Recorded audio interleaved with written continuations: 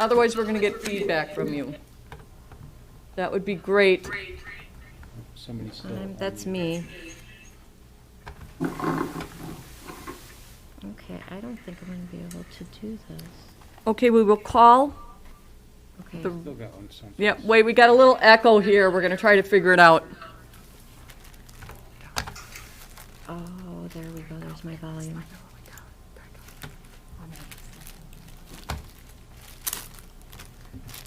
Thank you. Okay. Okay. Yeah, everything will be fine. We will call the Stevens Point Area Regular School Board meeting for Monday, September 14th, 2020 to order. And I first want to note with respect to public access to meetings due to the public health emergency, the need to limit gatherings, we are strongly encouraging members of the public to attend school board meetings remotely. We are regularly assessing prior to each meeting how many individuals will be present and ensuring that we are creating social distancing according to all public health recommendations and any orders out there with respect to that.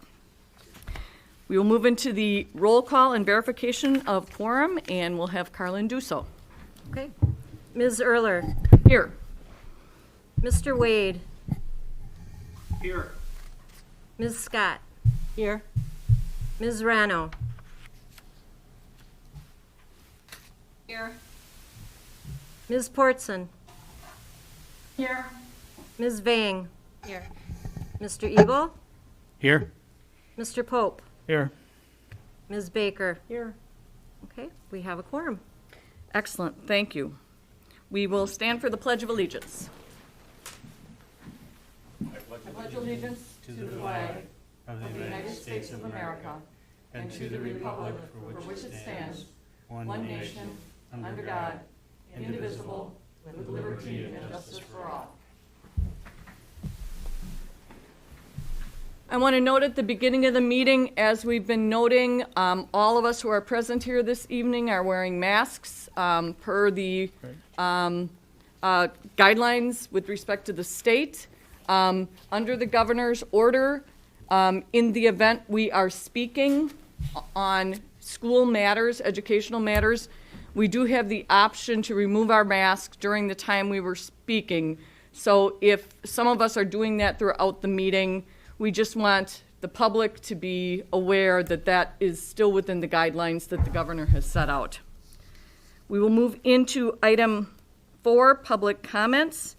At the March 19th, 2020 special school board meeting, the Stevens Point Area Public School District passed a motion to suspend school board policy 016.7.3, public participation at board meetings for the duration of the public health crisis.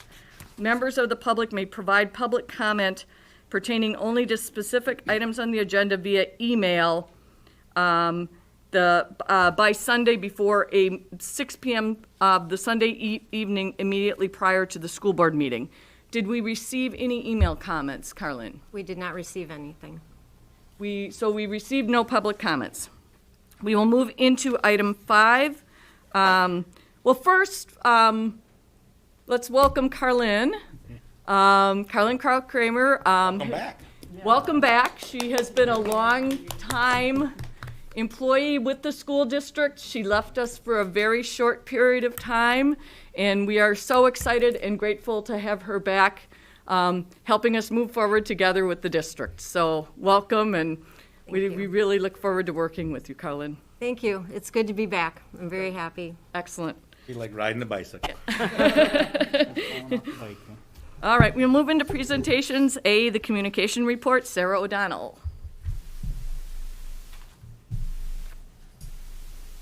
Hi, thank you. How is everybody? Good. I hope well. Included in your packet is the August communication dashboard, which details engagement across our traditional and digital channels for the month of August. Much of the traditional coverage that we received obviously focused around reopening of schools for the 2021 school year. Across owned and earned media channels, we continue to see the highest levels of engagement on Facebook. This last month, we saw a 600% increase in incoming messages to the channel, So certainly glad that folks feel that's a way that they can connect and get some questions answered for them, specifically during months where maybe we don't have as many folks in schools available to answer those questions. We turned to video quite a bit during August to try to create some face-to-face engagement even though we couldn't be in person. We did that through the Reopening of Schools series. Those have been viewed a total of 36,000 times across our digital channels, including YouTube and social media and our own website. Also worth noting, we did the 6 live Q&A sessions, 3 for staff and 3 for families, trying to walk through just the various options that are available to families between the flexible e-learning, the online learning center, and then what in-person classes would look like. There is obviously some significant changes with that cohort A, cohort B, when students are attending. We saw really quite high engagement across each of those, both for staff and for families. Combined, we had over 1,100 live participants, and then those videos have been shared. I think the last time I looked, we were around another 2,000 views for those. And then as we transition into the beginning of the school year, we'll move from talking about how we are going to reopen to actually being reopened. The biggest piece of that for communication will obviously be working to provide transparent information to all of our stakeholder groups. To that end, we worked over the last month, but really launched last week Friday, district dashboard that's updated in real time, that is located on our website, containing information on both active cases and then recovered cases that had been present in buildings, and then also including updates on protocols within schools. So what happens if a person should get sick, what that might look like for staff, what that might look like for a student, cleaning protocols, and then communication expectations. Thank you. Does anybody have any questions of Sarah? Just a comment, Sarah, excellent job. You covered so many things and you did it clearly. I've had people say they just couldn't believe how much information they needed and got, so thank you very much. Thank you. Can I make a comment too? Sarah, I will remove this thing. I want to kind of say the same thing. I think that August was a particularly difficult month. And I had numerous parents tell me those videos that you put out and the live and then recorded webinars on how school was going to be conducted was really, really helpful. And so I just want to say kudos one more time to getting the communication out. That you really did a nice job with that. And and unfortunately we'll need to continue. But, we have high expectations, but yeah, really, really nice job. Can you tell us where on the dashboard, or where on our website we see the dashboard also one more time? Yeah, there's a link. So if one were to go to our homepage right now, it is the first link right under kind of that main image. It says, I can pull it up. Sorry, I don't have it right in front of me. I totally should. It's not the In This Together tab? It's not. We're moving away from the In This Together tab. So right now that houses all of our reopening information. And I love the sentiment for the In This Together piece. However, I'm starting to feel as though we've moved on from that sentiment a little bit as a community.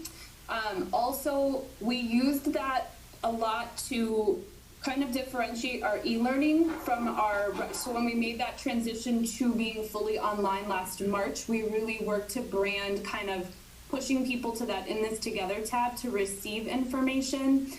We didn't want folks to be confused with the multiple types of e-learning that's happening right now. You've got e-learning if you're an in-person student, flexible e-learning if you're not ready to come back to the classroom but might be ready, next semester or maybe next quarter or at semester. And then we've also got the online learning. So we wanted to kind of, I don't want to say totally wipe the slate, but create kind of a new space. So right now it's just information on coronavirus. I'll have the tab updated early tomorrow morning. I just have not had a chance to do that. but it is linked under SPAPSD COVID-19 dashboard and response information. And everything that's there was also sent to all staff and all families last Friday. So as soon as we had that up and live and felt like that was where we needed it to be, we did get that out. I have had some folks asking, we wish it had this information. Why aren't we sharing this information? What I've been telling folks is this is where we're starting. I don't know that it's where we'll be ending for communication, but we really wanted to just at least start with some of that basic information. Right now, when we communicate positive cases, we're communicating it to a building level, so really trying to get it to the folks who need that information versus district-wide. But we know there's folks who want that district snapshot, and I think that's an appropriate ask. So the dashboard functions for that, and then also under that same section, we have the communication all archived there. So you could go back and see kind of when that was communicated, who has been communicated to. It's a very standard letter. And then I do think it's important to note that should someone be a close contact that's identified, those folks are being communicated with in a different way, either by the district themselves or through the county. So really the communication that folks are getting, kind of that general communication is like an extra added safety measure to let folks know that there was an individual in the building who we've now learned has tested positive, so that they're able to have the information that we have and make decisions where they feel comfortable. Yeah, I found it. Thank you. It's great. Really comprehensive. Sarah, I just have a quick question. Could you just provide a little bit of an update about our newest member of the Spash family that now has been installed outside of the main entranceway? I know there was some press out there, and could you just give us a little snapshot about Yeah, the sure. artist So, and the installation? I can share what I know, which is last week the artist, who is a 2003 graduate from SPASH, August Kokonowski, I believe is his name, and I think I said that correctly, was available to come into SPASH, and they've got this very cool metal panther sculpture that is being installed as part of the new courtyard within the referendum project. So yep, we did see some press come out on that. They had a very small kind of little installation. I guess I don't want to call it a ceremony because I don't think it was really that.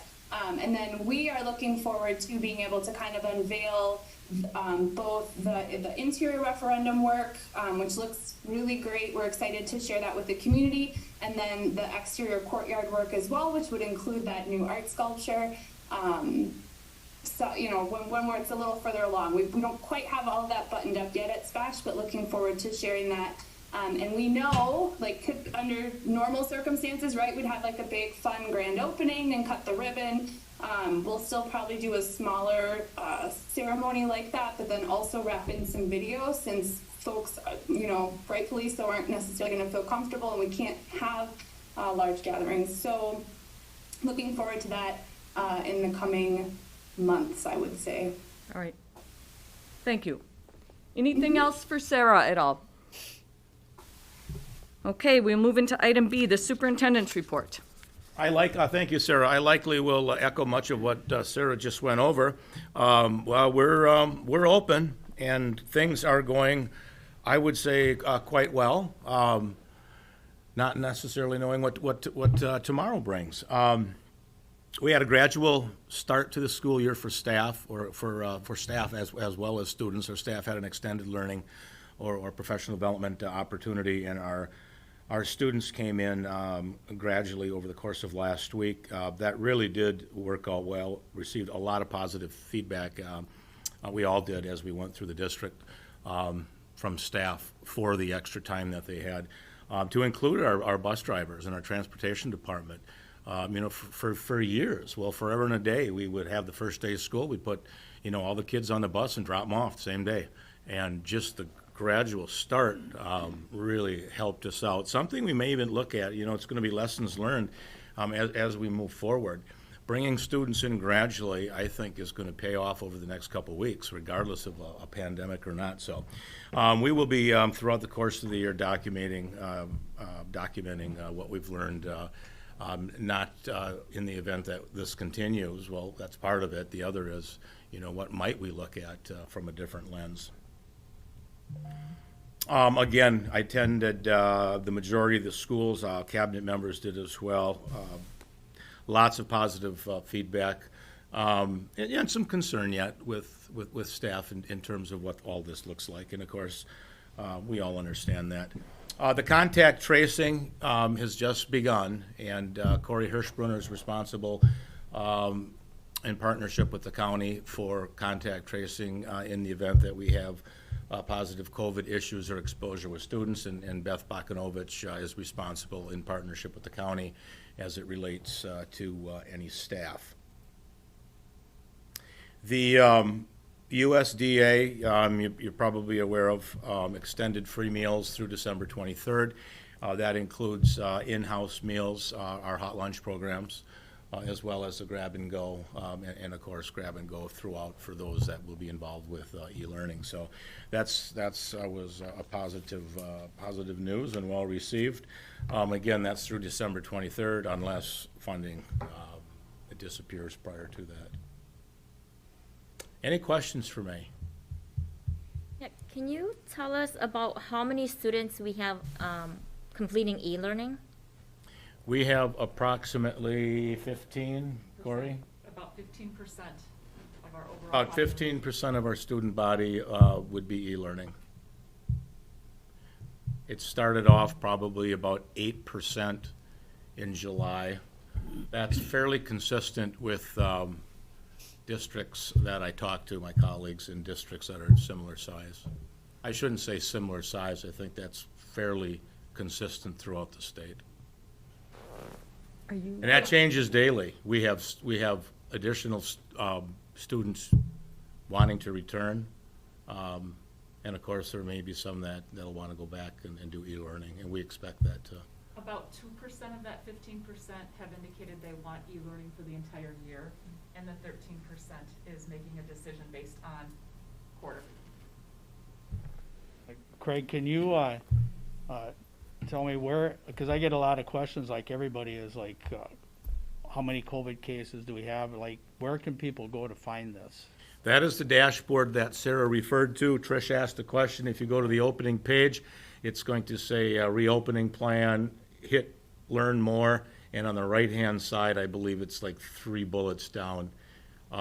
It's really good. And They can get current information there? it's going to be real time. It'll be updated daily as we get information. Right now, you're going to see, a bunch of zeros, the majority of them, but that's where that will occur. Yeah, it's got a tremendous amount of information on it. I mean, it's just terrific. Can I ask a question? We were hoping to get the 20, and correct me if I'm wrong, I believe there was 23 teachers that had indicated that they had some kind of health issue and that they wanted to do e-learning. They wanted to teach e-learning. How has that worked out that our teachers, are all of our teachers teaching e-learning and in class at the same time, or how is that working? Have we managed to find places for those 23 in the virtual learning? Can you just give us an overview? The quick answer is yes. Beth, are you on? Beth Bakanovich? Yep, I'm here. Did you pick up on that question? I did. So anyone who indicated a need, a need to stay home due to a medical condition and provided the appropriate medical documentation is working remotely at this time. And I know Corey could probably speak to the online learning center. We made some assignments for that as well. So as far as I know, so far so good. Yep. It's working out well. We've assigned 2 teaching staff to deal with our elementary students that have expressed an interest in e-learning for the entire year. And then we had a support staff member that was not able to return, and she is providing some clerical support. So that's working well. And then the other Elementary teachers are helping with the flexible. Corey, do you want to slide up here so there's a microphone? Yeah, yeah. So I guess the question I have is, are any of our teachers teaching both online and in person in the classroom? Yes, the majority of our elementary teachers and secondary teachers are actually doing both. So they're responsible for the students that are in person, and then they're also providing that flexible e-learning. And we've got students that are transitioning daily. They have to be quarantined for a certain amount of time if they're a close contact, or if they've come down with symptoms and family just, needs for them to be home for a period of time. So our teachers are doing that, the majority. And so I guess my next question is, and I'm probably going to phrase this kind of ineloquently, are we keeping track of the extra work that we're asking of our teachers? I mean, I got to think it's really difficult to be teaching online and then have a group of students that are in your classroom and then doing exactly the opposite on the Thursday and Friday, or Wednesday, Thursday, and Friday, I guess. I just, are we keeping track of that? We are, and we're monitoring. Teachers were concerned about that because, we just don't know exactly how many students are going to remain in that e-learning and how many are going to be transitioning throughout the year. So they've expressed concern with that. We know that that's a concern, but we're going to continue to monitor and make a decision. Is this doable or is it not doable? And how many students will remain in that environment, and how long can we remain in this phase that we're in? Yeah, I guess my question would be, how long can we keep asking Yep. this of our teachers? And I'm just going to have to, wait and see what you, I mean, I haven't gotten any requests. I haven't gotten any notifications from, emails from staff concerned about that.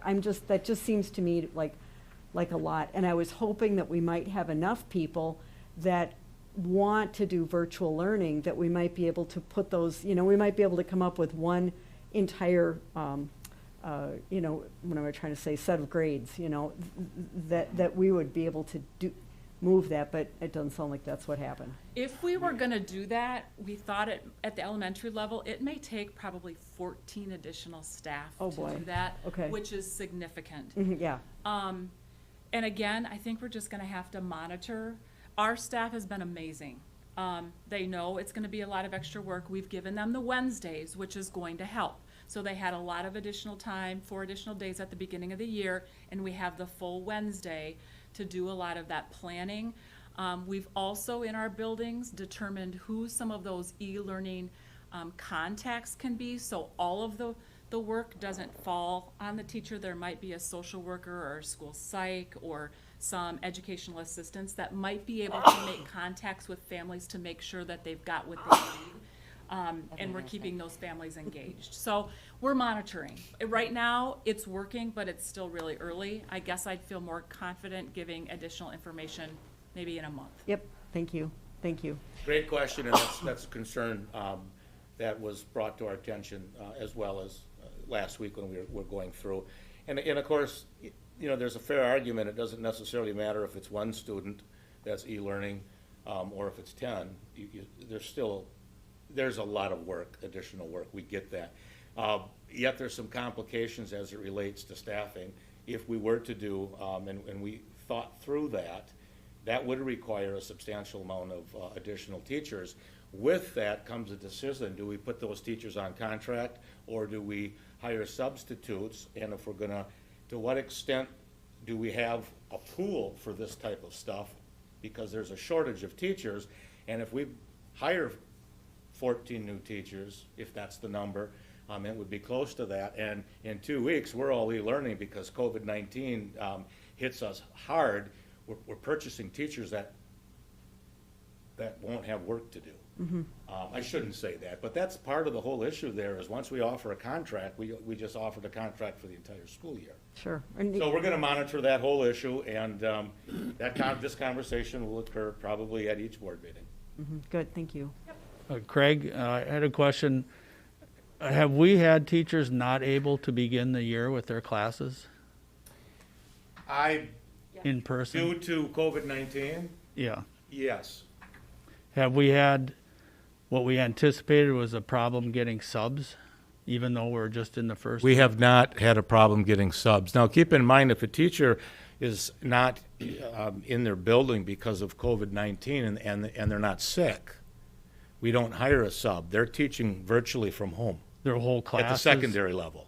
At secondary. At the secondary level, and then we're hiring a teaching assistant to be in the classroom for the attendance and discipline and the management thereof. If someone's sick, they're sick, then they'll be on sick leave.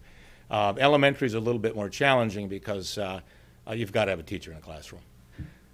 So the whole class is not sent home because, say, a teacher is We haven't had that yet. The starting the year without a teacher in the building occurred with some prior to school starting, and it was on their own personal time, unrelated, but it was before students came to school.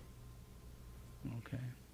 But it's going to happen. We're going to continue to have cases. We don't have many districts. If you take a look at what's happening right now at the Wausau School Board, they're deciding whether or not they're going to open up their doors in October, and I think Corey said there's a large school district south of us, south of Madison, that just went all virtual. And so it really depends on the community, and I know there's some frustration regarding what metrics are we using. Therein lies a challenge. We're hoping to get guidance. We haven't received guidance from the county, as they haven't received it from the state. And so we really are out there right now, day by day, taking a look at moving forward, knowing that everyone really is doing something a little bit different, other than the models. The models of elementary school in session, maybe a day off, and the blended learning, the two cohorts, very consistent throughout the state of Wisconsin. Yet the metrics out there in terms of when would we consider closing, we're going to continue to work with that and on that. But we feel very comfortable where we're at right now with our numbers, managing it, and the substitute teachers that we need for that. Now, all that could change. We don't know that. Barb's asking. Yes, Barb. I have a question about cleaning supplies. Do we have adequate cleaning supplies, and will the teachers and EAs continue to have adequate supplies? Yes. Or are they limited?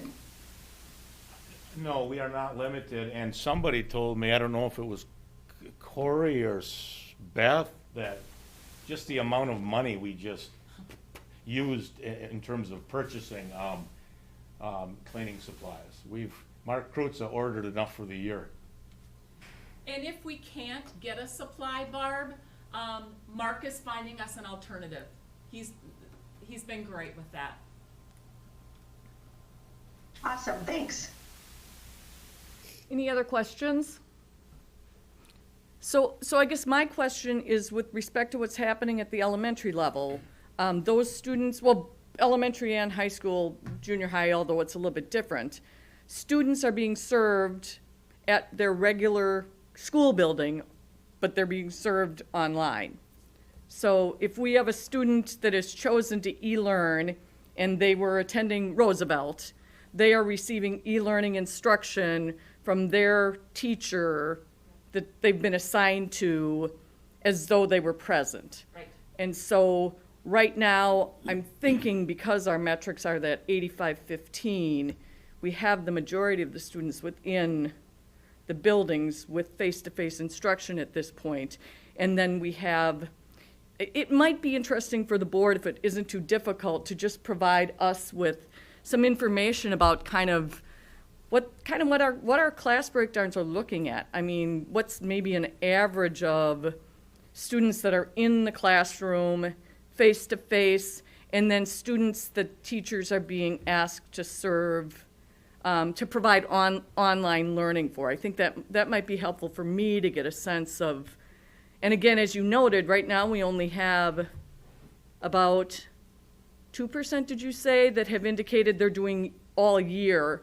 And then the other 13% have indicated they're gonna assess and maybe make a change at quarter. Correct. Okay, We can do that. It'd be a little apprehensive to throw out numbers right now because as of last week, maybe it like was changing by next daily. month, maybe by Just- next month, it that might literally be was helpful. Changing daily several times in terms of people calling up and say, nope, I want to do this instead, I want to do that instead. But yes, we allow all of that ready for next month. Okay, perfect. I have a question off of Meg's statement. If at the elementary, the teachers are teaching online students the same stuff as they are in classroom, is there any way that the teachers are able to record what they're doing, especially like in math class? So they're learning, multiplication or division, and they're using the whiteboard or anything. Is there any way that they can record it and have that on Schoology so that students are able to watch it? And because most students at that age are going to be learning from watching. So if they can record it, or if there's lessons, if they can record that so they can also listen to it and watch it at the same time. Yes, we're in the process of that, Anne. Right now, we have webcams ordered for every teacher. Unfortunately, those have been back ordered, so we're supposed to get them by mid-September. Once we get those, we're gonna provide our staff some PD and then start to integrate more synchronous and asynchronous sessions so that students can log on maybe during a morning meeting or during a reading, class, or we might be able to tape and then the students can watch it at a later time. Thank you. Yep. Any other questions of Craig? Okay, we will move into, let me find out where I am. We will move into item C, culturally responsive committee update. And we will be having Lindsay Bernhagen and Caleb Feit providing a presentation to the board. Good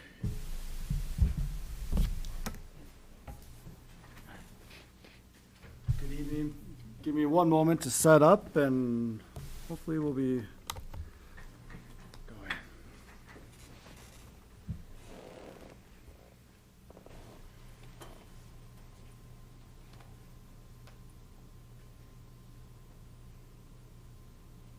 While we're trying to set up, I want to thank you for giving us an opportunity to be here tonight. I want to introduce Lindsay Bernhagen, university professor and head of, I'm going to mess this up, I know the CITL, but you can explain this. Okay, wow, all right.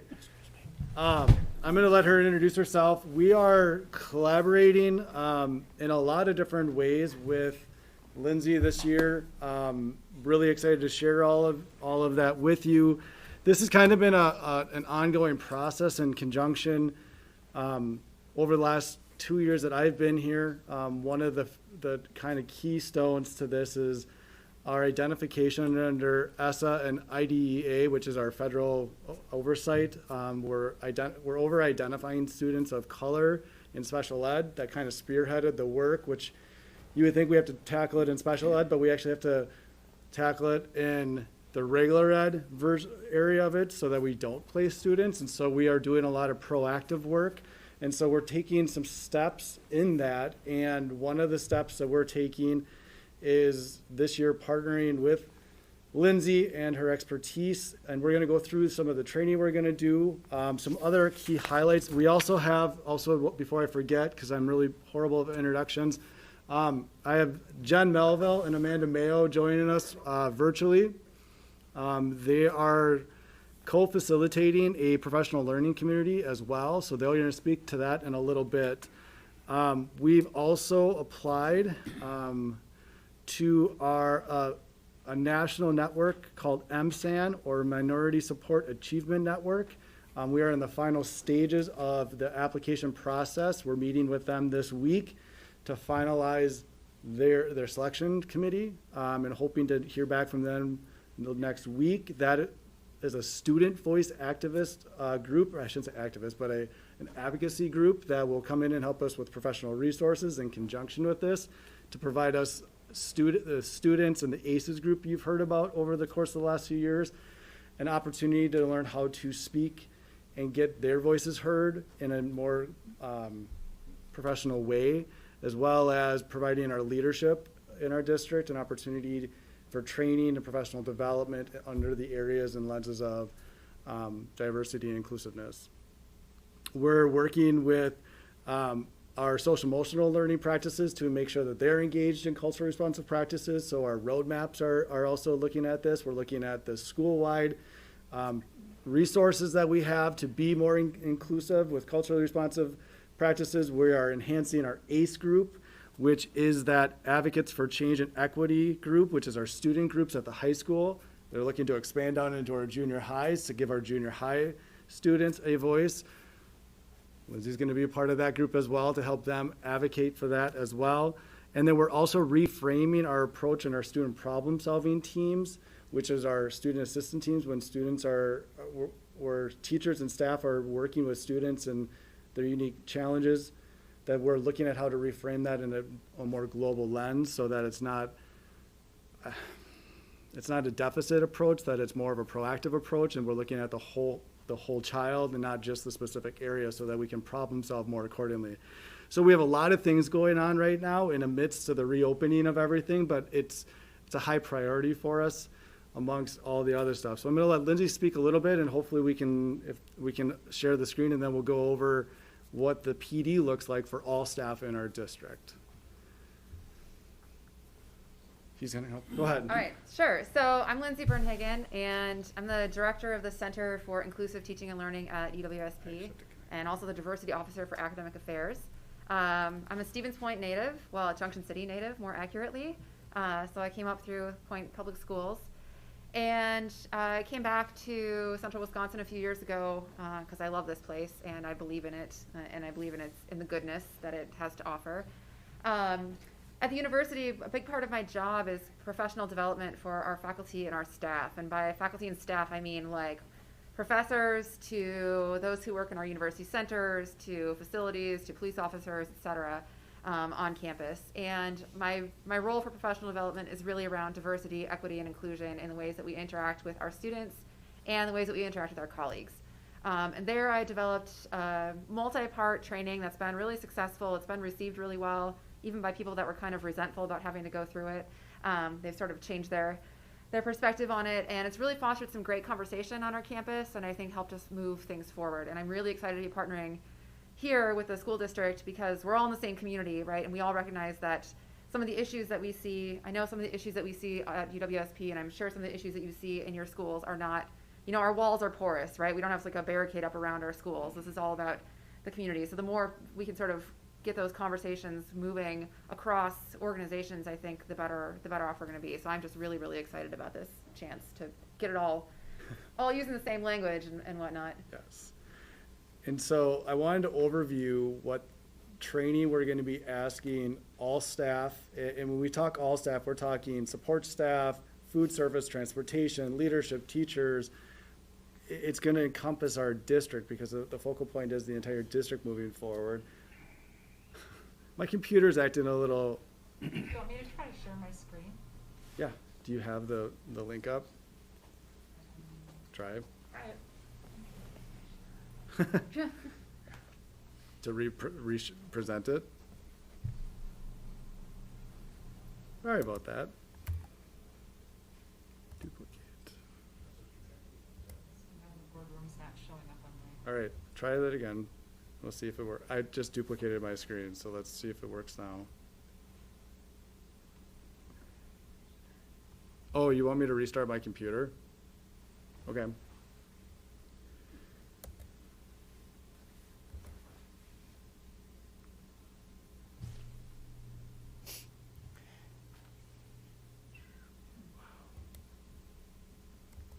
I really apologize about this. Caleb, it's not the first time things like this happen. I even had to try, I had to work in here No. earlier and. Is this what was in our package? It is, yes. That's So, what you're trying yep, to show? so Okay. in your packets, you actually have the PowerPoint presentation. So if you want to look at that, I'll go over it now that I'm restarting my computer and it'll take me forever to do it. It'll be It's under fun. background? Is What's that that? what you're saying? It's under the background? It should be it's the file attachment underneath section C of the board agenda.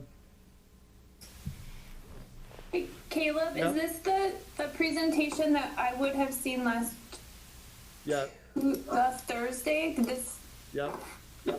okay. Do you want me to try to share it? Oh, that'd be wonderful. Thank you, Sarah. Okay, hold on. You start talking, I'll see what I Okay. can do. So the training that we're gonna look at is a 4-part training, that is really intended to be a 2-year process. To not overwhelm our staff in the midst of all of this, we wanted to do it in a slow progression and also making sure that we do an adequate job with it. So it's a hour and a half part training that each faculty member will be going through over the course of the next 2 years. Over the summer months, we do plan to have a refresher course to ensure that any new staff members or staff that have missed it or those that want to go through the 2 classes that happened this year will be able to get that, so that all staff that are in our district will have this training. There it is. Oh, Somebody got perfect. it? You got it. Thank you, Sarah. And it is really in collaboration where Lindsay gets to speak on this, and Lindsay's gonna speak on this. This is really it's adapted from her training that she's currently doing with the university. We really felt like it was of value for our staff to go through it, as well. It's really hard not having that control. Go ahead and move forward, Sarah.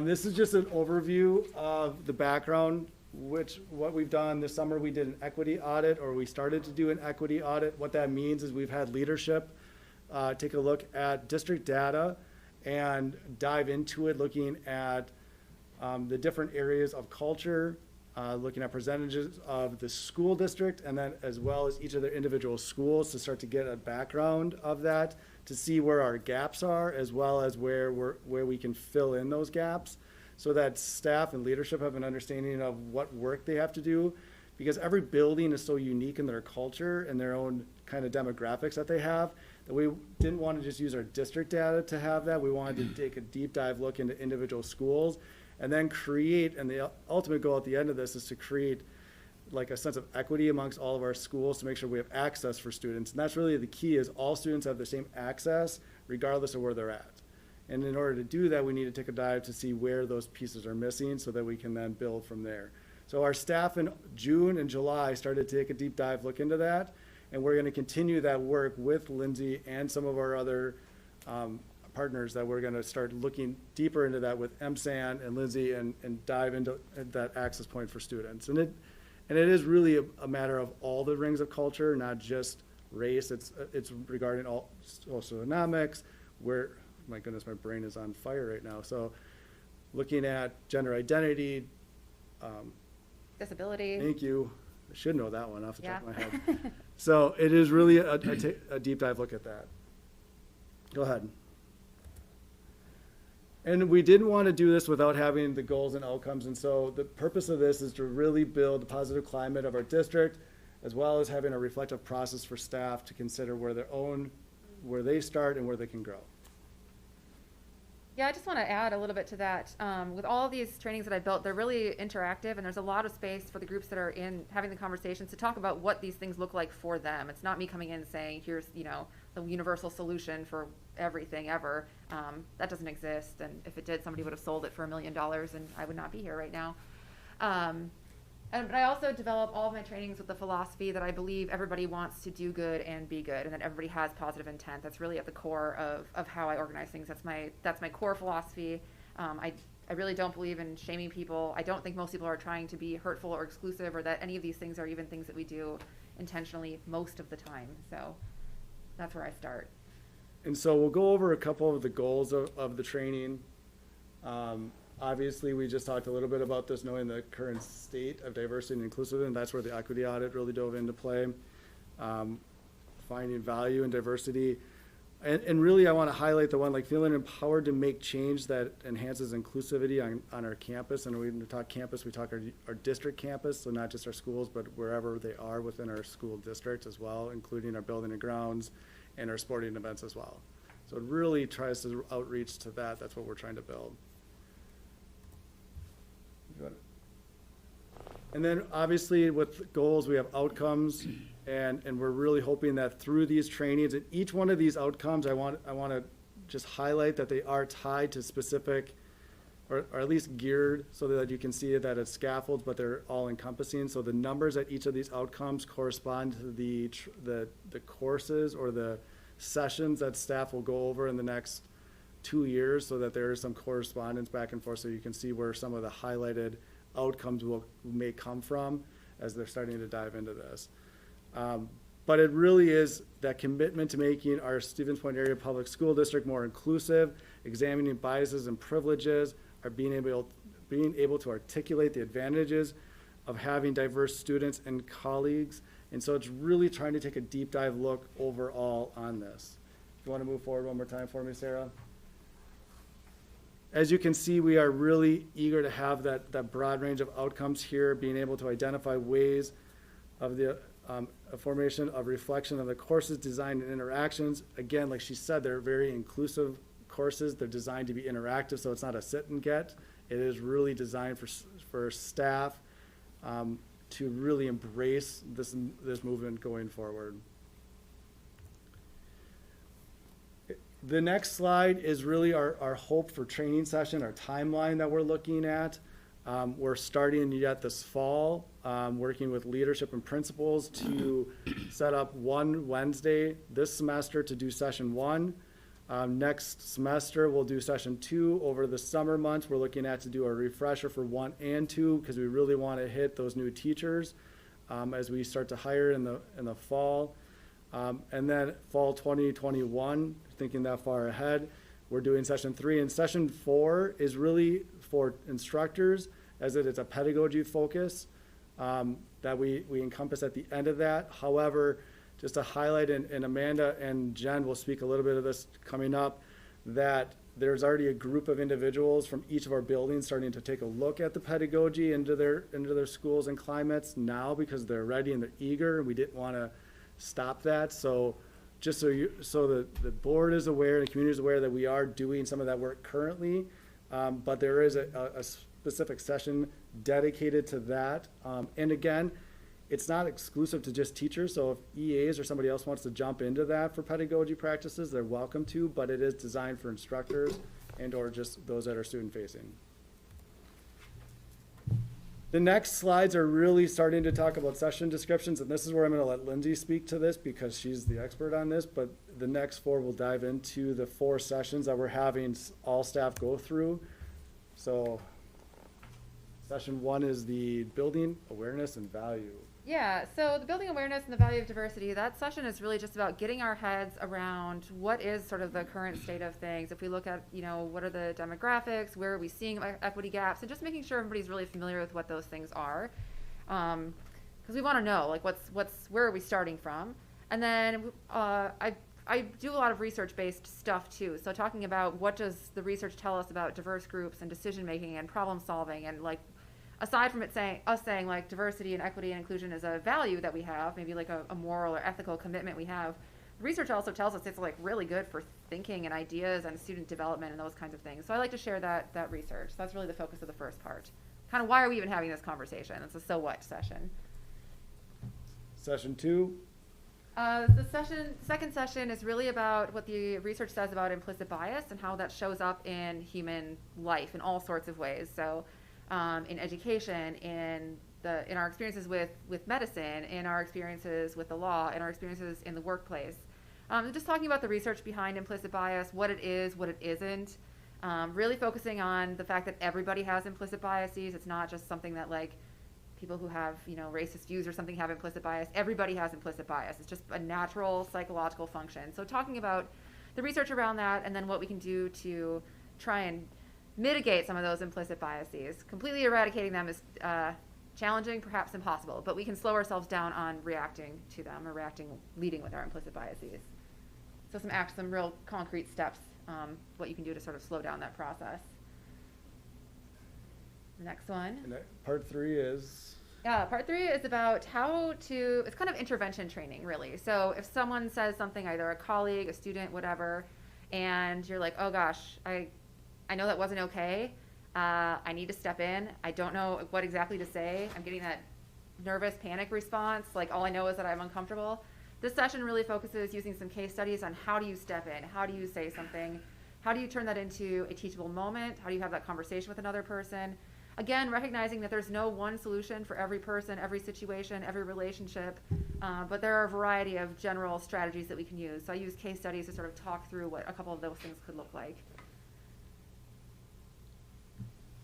Then the last one.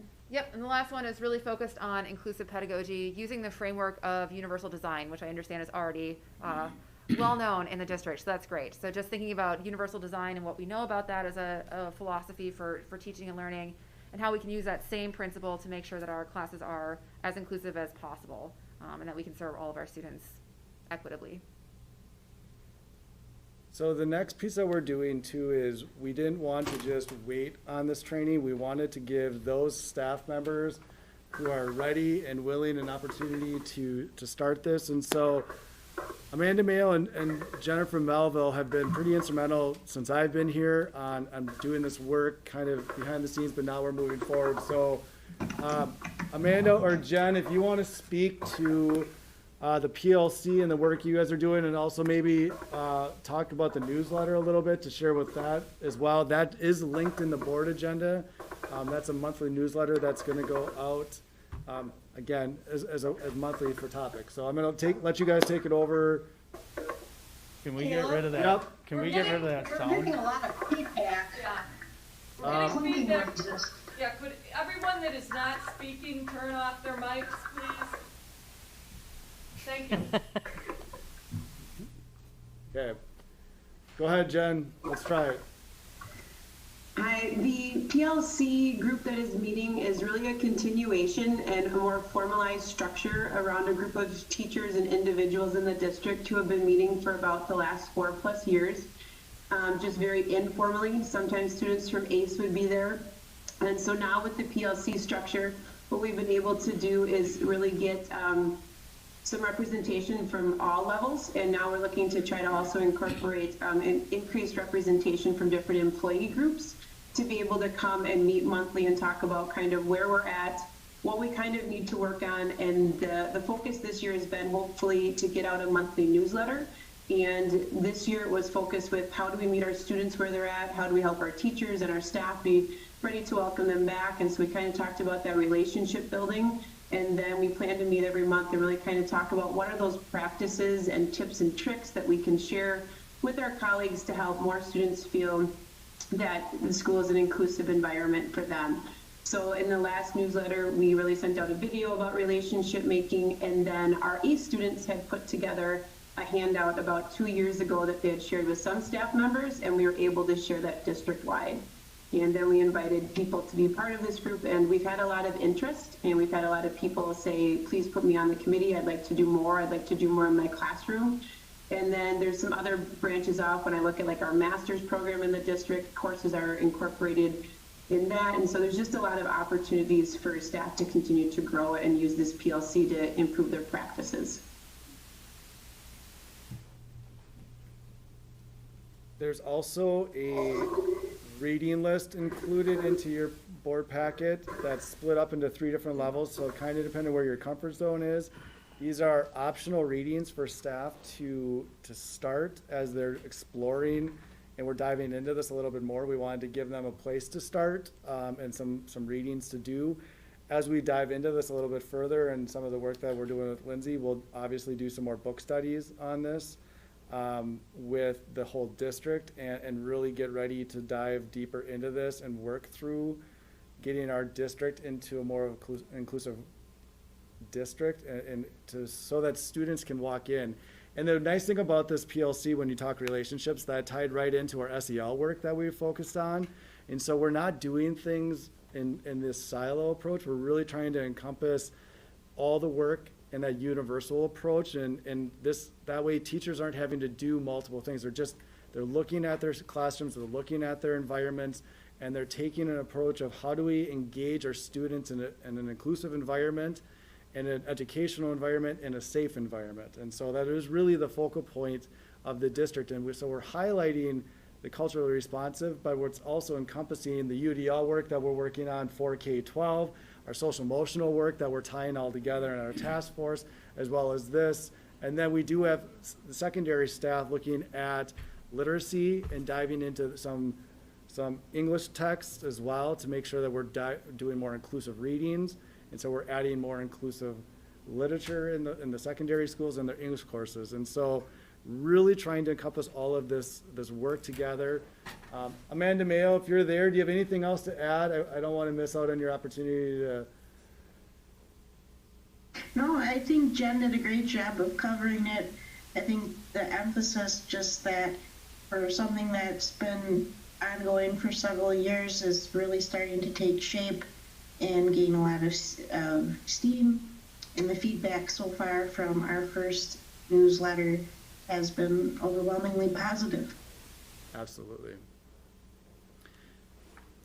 Do board members have any questions of Caleb, Lindsay, Jen, or Amanda, or all of them? I have some questions. Okay. Go ahead, Jean. More than one. First of all, I see that you have student advocate committees listed in here. Yep. My feeling is that for this to be really successful, there's one group that's being left out. That's the people perpetrating the marginalizing. Okay. We have groups of kids that feel marginalized in our school, and we're asking them to raise their voices and be on the committees and work with us. But I don't think anything will happen till you get the people that are doing the marginalizing to them. As an example, a teacher told me, a year or two ago, she was standing in the hallway during a passing time at SPASH, and this was after the 2016 election, the day after, and she heard a student say to a Hispanic student, now you can go home. I want that kid involved. When I was an adjunct at the university, I would talk to students of color in my classes and ask them how it's going here, and I would get stories of kids riding by, say they're walking down the street, kids riding by and harassing them with racial slurs, and that was tracked back to SPASH students. I want them involved. I don't want them sticking out there being excluded from our inclusivity project. They need to be there too, because it's their behavior that we want to change of their own will. And it has to be specific students, and I think our faculty, our administrators know those students well enough that maybe those kids get in trouble all the time for doing this, but maybe this is a kid I can reach. Maybe this kid has influence in their community, and if they can sit down at the table with the kids they were just harassing and talk about it, that then we can get some progress. But until they're included, it's like talking to the choir. They're still out there. They're still feeling excluded, and their feelings are going to manifest themselves in doing further marginalization. So I would encourage the people who are working with these kids and getting the student advocate committees together, that they really think about the makeup of those committees. It has to include people from all sides. Agreed. I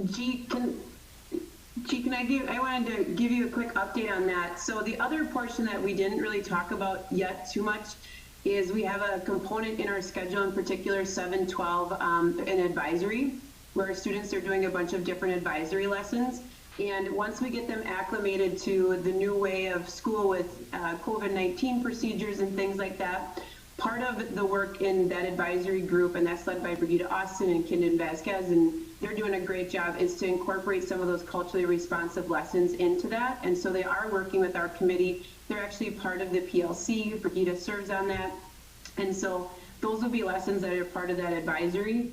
And then absolutely, as someone who gets to deal with the discipline aspect of some of those things, definitely a lot of coaching and other things that go into that, but really providing students with different opportunities to learn more, be more empathetic, and to be more understanding. But we are working at getting those lessons in so all students have that base understanding in our advisory lessons 712. And then K6 is working on different aspects with SEL and other things like that to really make it more of an inclusive environment, and so those students understand that.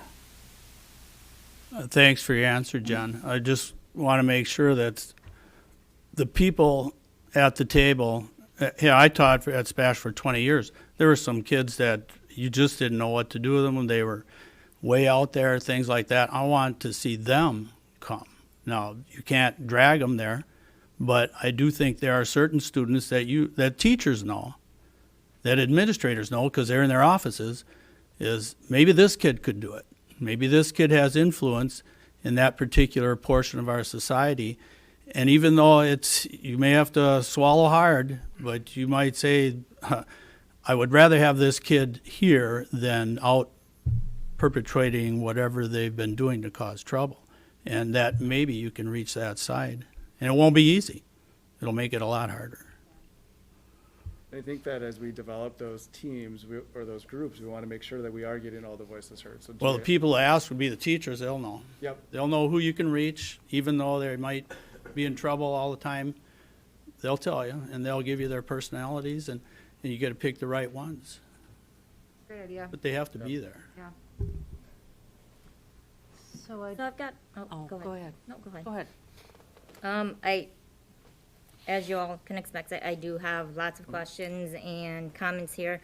So I noticed that the subject is culturally responsive committee, and it's an update. When did this culturally responsive committee form? It's been working since I've been hired. It's kind of come to fruition over the summer months. We wanted to give an update. There's been a group of staff members that have been working together. And again, kind of like Amanda and Jen have said, they've been working with it even before I arrived here and with this group. Sarah Totten Yeah. started it in Caleb's position. So Sarah was the one that originated the committee. So it's been, as Jen noted, Jen and Amanda, it's been in existence for about 4 years. The focus has been really an internal curricular focus. Yep.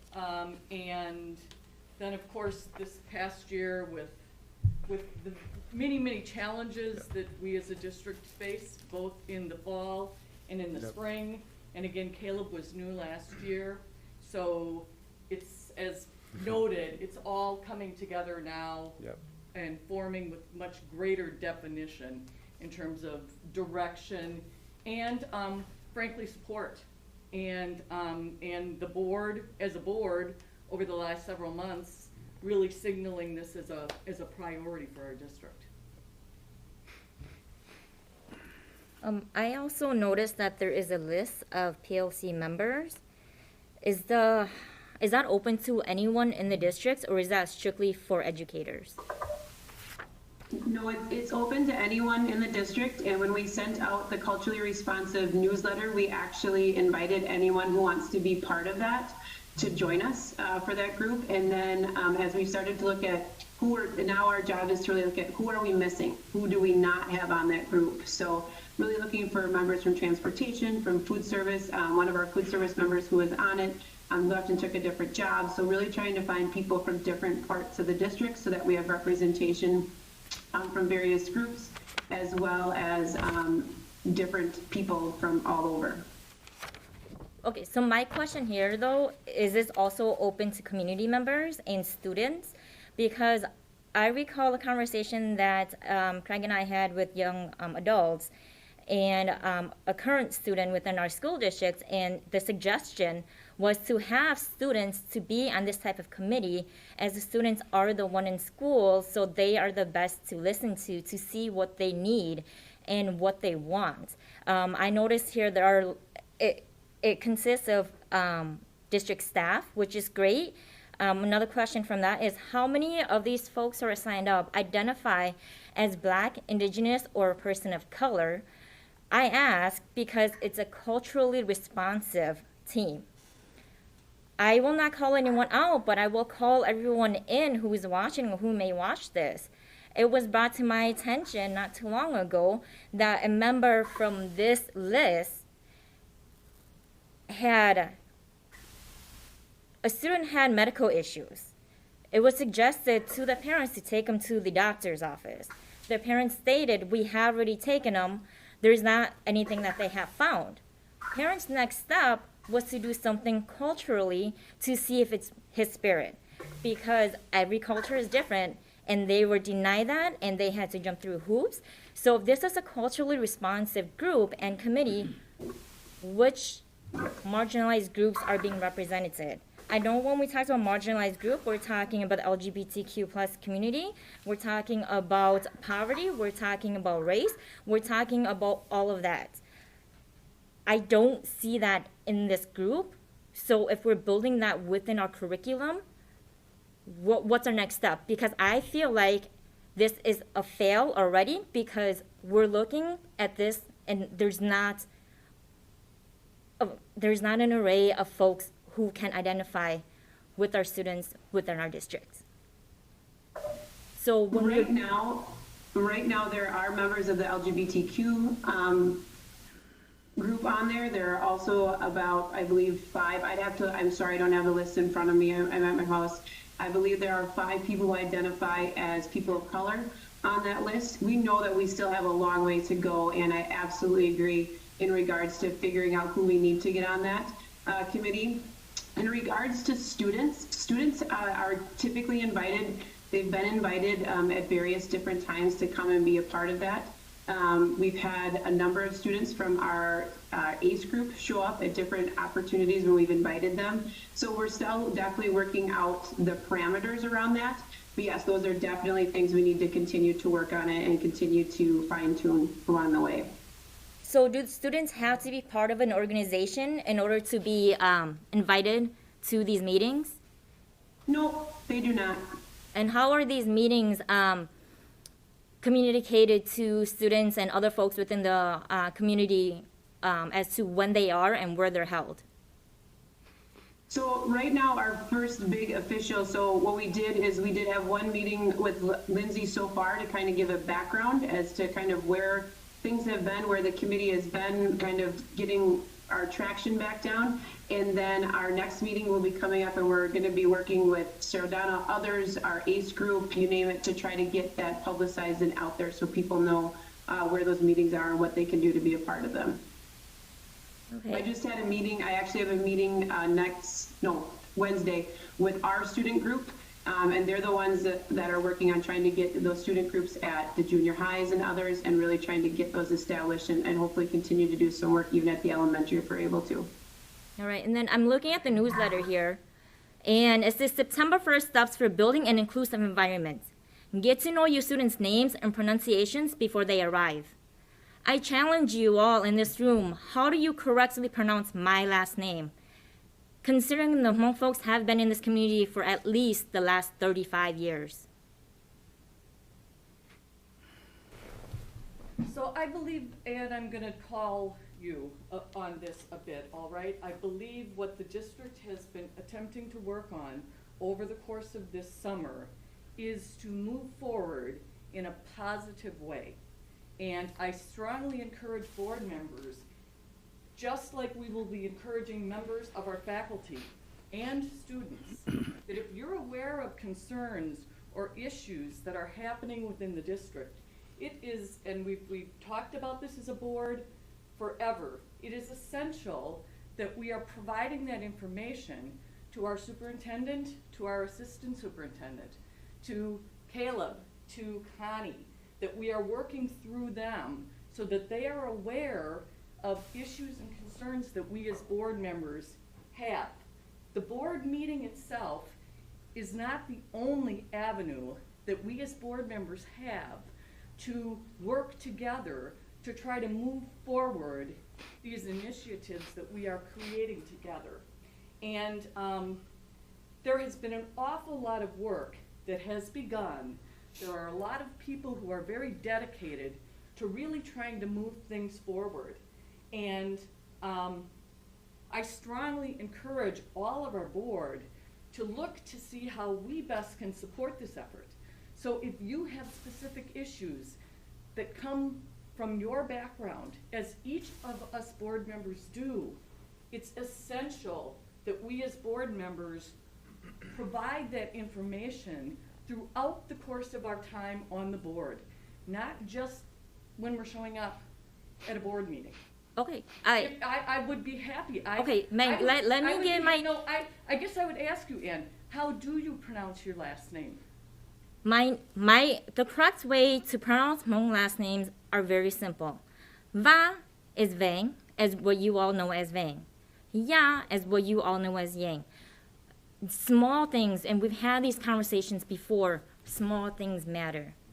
They do. Pronouns matter. And it's important and essential. Let me reply to your statement. You provide education. Okay, Meg, please let me accusation. have a word in.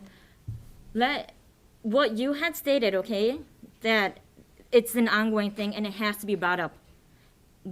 If I recall, during my campaign, it was brought up that in 2017, there was an email to everyone on the board about issues at SPASH. There was no response to that email. It is now 2020. I appreciate everyone's effort, and I love that we are finally working on this, and I know it's a long time coming. We need to stop saying it's a long time coming. We want to make sure we get it right. This is the first step that we're taking. But I'm answering your question. In 2017, an email was sent out to the entire board about incidents at SPASH. Many incidents happen at SPASH that I am aware of, and I don't know if you all are aware of, but there are. So I'm asking because I love what's going on here. I want to make sure it is what the group is saying, inclusive. So my questions tonight are really just getting, what do you see, where is your lens? And what members do we have as part of this committee so that we can get all the voices heard? We're talking about school districts here. I love that everyone is willing to take that step and be, yes, I'm ready for this, but we need to include our students. We need to include community members who have been doing this. We need to include folks from all of the marginalized groups that we're talking about. And so I suggest that you all be very transparent about who is invited to these meetings and who is able to come and where it's going to be located. Not every time you all say ACE, that's great, I've heard of ACE before and they do wonderful things. But when we start mentioning separate groups like that, and when we have students who aren't able to participate in groups because of whatever they have, they're going to immediately say, oh, I'm not part of ACE, I can't go. So keep this group very transparent so that anyone who wants to be involved can be involved. And honestly, I want to see this committee not just checking boxes. I don't want them to just start or just see the finish. I want folks to be committed from the beginning and continue. I hope there's no end to this. No, and I agree. And it's a starting spot, and the list of staff that are on there, are staff that are interested in starting this, and I agree with you, Ann. We need to get the community, we need to figure out a safe way for those voices to be heard, a place for them to be heard. ACE's group is a single group that's out there that has formed under Jen's leadership, and it's one of the groups. So I agree with everything you're saying, and it's the start, but it's not the end. And I didn't put an end spot on this because I don't think that it has to continue. So even as we go through this, we say 2 years, that's a timeline for us just to get through it. So I agree with you. And the transparency that you're referring to, we're gonna work with Sarah to make sure that those voices are heard and it's transparent. So I agree. I also want to note, we have been meeting, we've now had 3 meetings with Sarah Kim and, it's actually, the 3 meetings have had different members of the group that created the petition and presented it to us, depending on their schedules. But we have had 3 meetings with them since the submission of the petition to work item by item through that petition. Connie Niekard was at the first meeting, and she's on tonight and may be able to provide some additional information if you would like that. The second meeting, or the third meeting, Caleb was there, Amanda, Connie, myself. And again, we've been working through the questions, the concerns, and the requests that were raised through that petition, and moving forward to have administration as well as the district look to take action with respect to a number of those items. Those meetings are planned to continue. We've been trying to meet every couple of weeks. With the start of the school year, we may meet, it may be about a 3-week gap. But we are continuing also to work with that group, and we have invited anyone to the table that, that they would like to have at the table at those meetings. We've been doing them as webcasts here at the district because some of those students are living outside of our community. Most of them are students who are not our current students. And we are, again, continuing to move forward on that angle as well. So you stated that you all haven't invited anyone to those meetings that you all have been having with the. Sarah Kim has reached out to me, and I have asked her to invite whoever would like to be at those meetings to be at those meetings, yes. And so she has been communicating with various students, and again, depending on their schedules, that depends on who's showing up at those meetings, yes. Could, Meg, is there a way that we could know, say, what's, how you're expanding the ideas that are being put forth by Sarah and the other students, and the things that you're discussing? I mean, Yeah, Connie, are you on?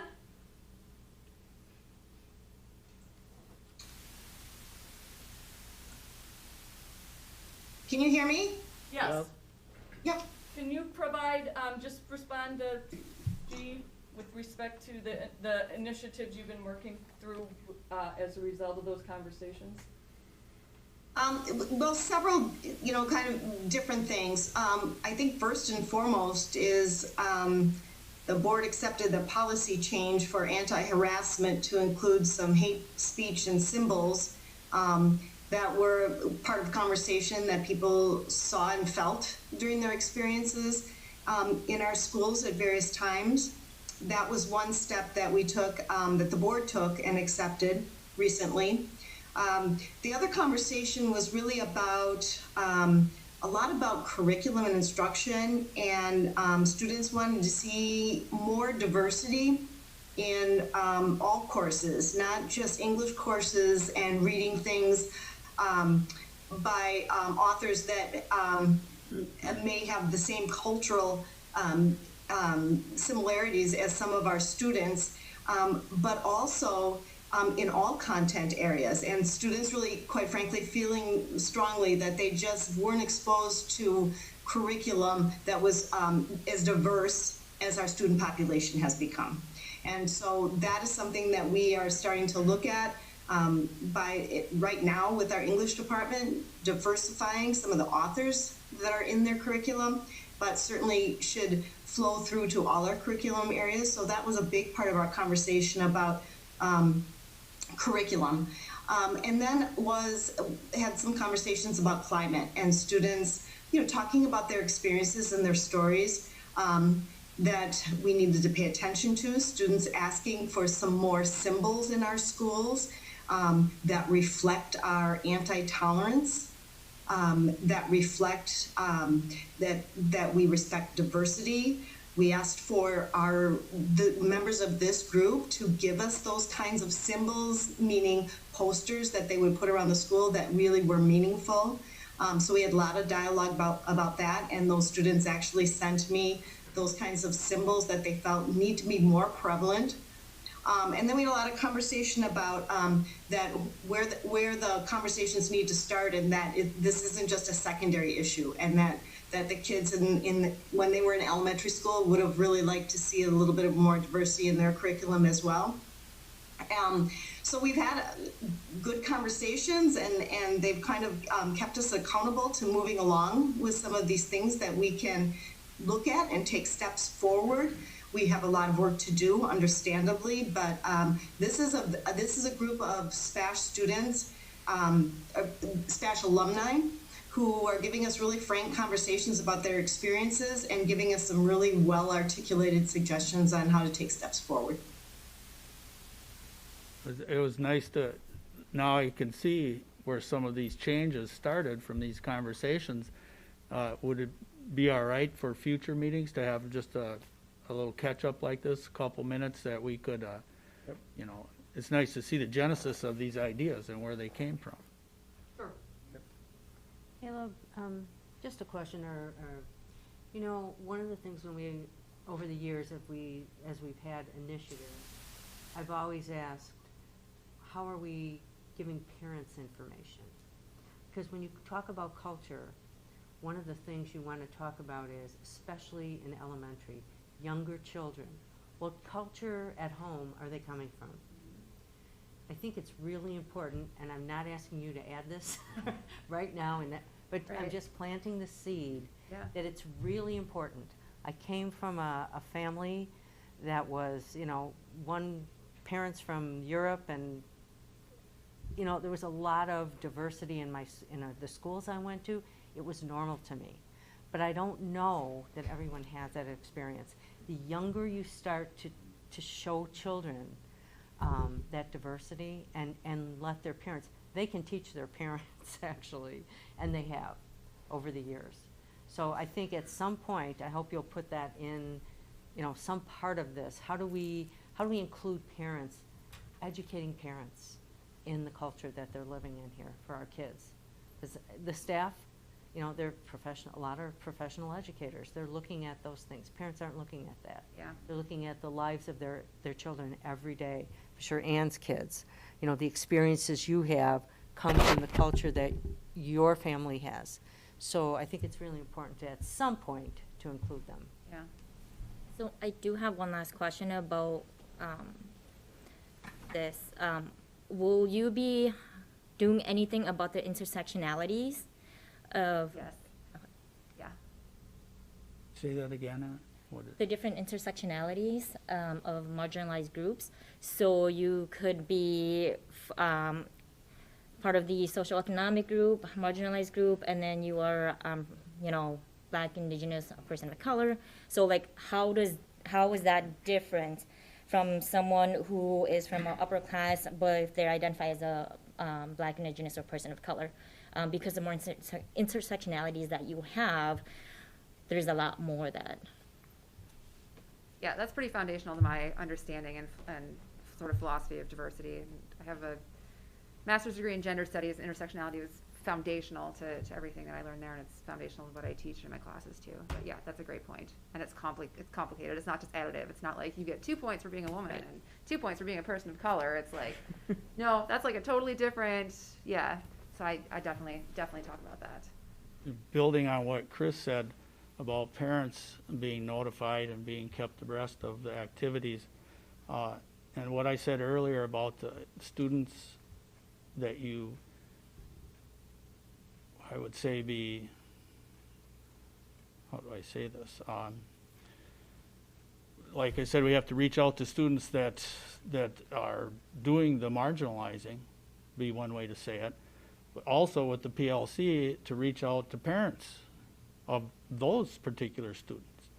I can just relate one thing is I thought we were going to come up to a big meeting. Well, I went to the health department meeting about wearing masks in Portage County, and it was a mess, just an absolute mess, chaos. And I thought we might be coming up to that meeting, to that kind of a meeting. And so I reached out to one of the speakers at that meeting. I happened to know him. We were acquaintances. And if you can just reach across that chasm to bring people into the meetings that wouldn't normally come, that they will take information back to people of their associates, and that way they're not getting rumors, they're getting information firsthand, and that they're feeling that their ideas are being included. You got to have people there that maybe don't want to be there. You know, I don't know how you do that. I'm just saying they have to be included also for any progress to be made. I had another thing, how are you gonna know if this works or not? I always think if we start something, we do something, we have to know, we have to have some way to gauge whether it's working or why should we keep doing it. I think that some of the outcomes that we talked about earlier, I think you're gonna see the differences. I'm gonna let you speak a little bit more to that. I know you've done this before, but. Yeah, I think over time, some of those equity gaps should ideally shrink. I think that if you do climate surveys of your students, do sort of before and after and see if things have changed in a couple of years, because this is not going to be an instant change, because we're talking about really complex issues. We're talking about 1,000 micro interactions, a day, and some of those need to change and some of them are fine. So to sort of see that, it's going to have to be over time. And also we can do basically like empowerment or efficacy assessments at the end to ask people who have participated in the trainings, do you feel more comfortable confronting this stuff? Do you feel more comfortable having conversations about structural oppression informally with your colleagues, with students? Do you feel more comfortable, viewing your curriculum through an equity lens and making changes to adjust for that? So some confidence. I would imagine that we do keep records of discipline and things like that, and could be separated out into disciplines that are disciplinary actions that are concerned with these types of activities, and that would be another way to see if they're decreasing because of what we're doing. Right. So I would encourage, I feel like we're getting to 8 o'clock, and I know with our board meetings, the later it gets, sometimes attention wanders. I guess I'm gonna ask if there are any board members who haven't asked questions this evening, if they have any questions. Otherwise, I would encourage board members between now and the next meeting, if you're gonna go home and you're gonna be thinking about this and you're gonna maybe come up with some questions you wish you had asked, I strongly encourage you to get in touch with Caleb. I'm assuming Lindsay's going to provide us all with her phone number, and I'm hoping she'll be a resource to us as well as Corey and Connie, Amanda and Jen, if you have any questions based on this presentation. Trish? Yeah, I want to say a couple things, but I also want to say both Amanda and Jen Melville have both raised their hands at one point or another. And I'm wondering if they have comments that they want to make. No, okay, all right. Yeah, Amanda? No? Good. Okay. So I think we're happy to get the input from board members. And honestly, we would appreciate if there are things that we need to be aware of, that we're being made aware of those things. The sooner, the more we're able to work those not only into agendas for something like the PLC, but also take that into account when we're thinking about how we want to address our own building culture and what it is that we're trying to accomplish.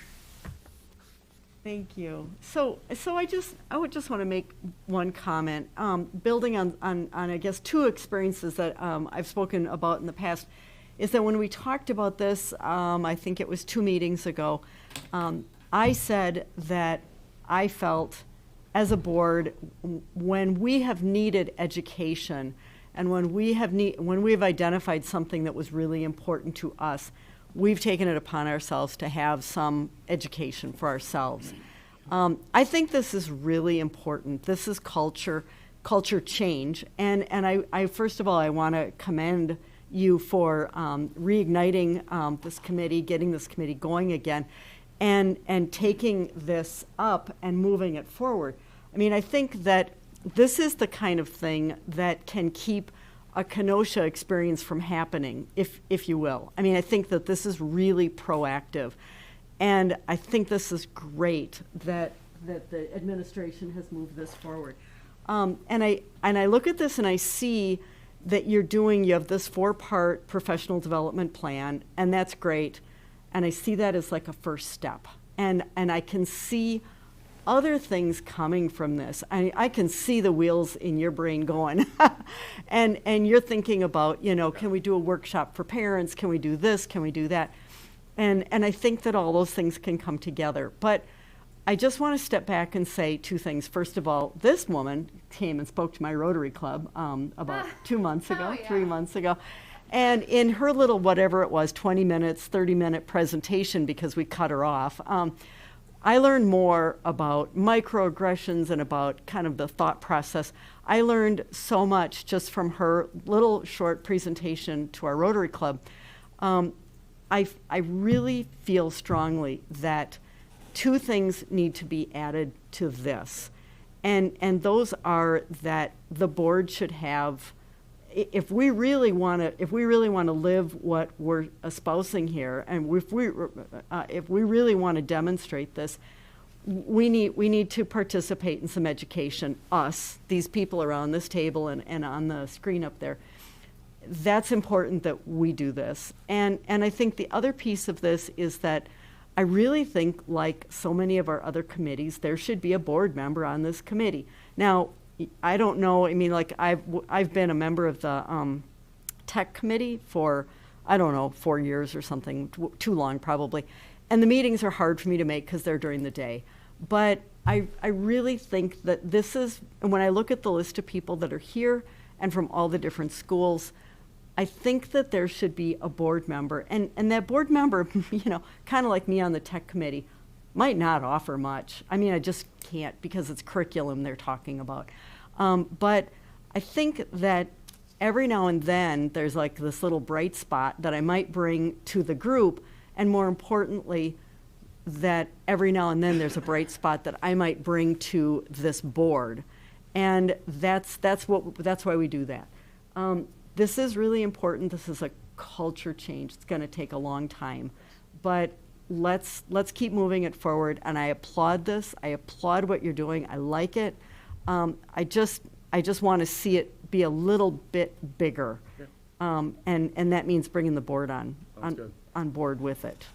You know, sorry to say that expression. No, that was a okay. poorly worded expression, wasn't it? All right, we can definitely do that. Absolutely. Thanks. Also want to say, if there's a time that works, I'm happy to like demo or like do the trainings with all of you, so you can have the conversations yourselves and see what it's like. I have no issue with Don't we have a retreat or something? I heard about that.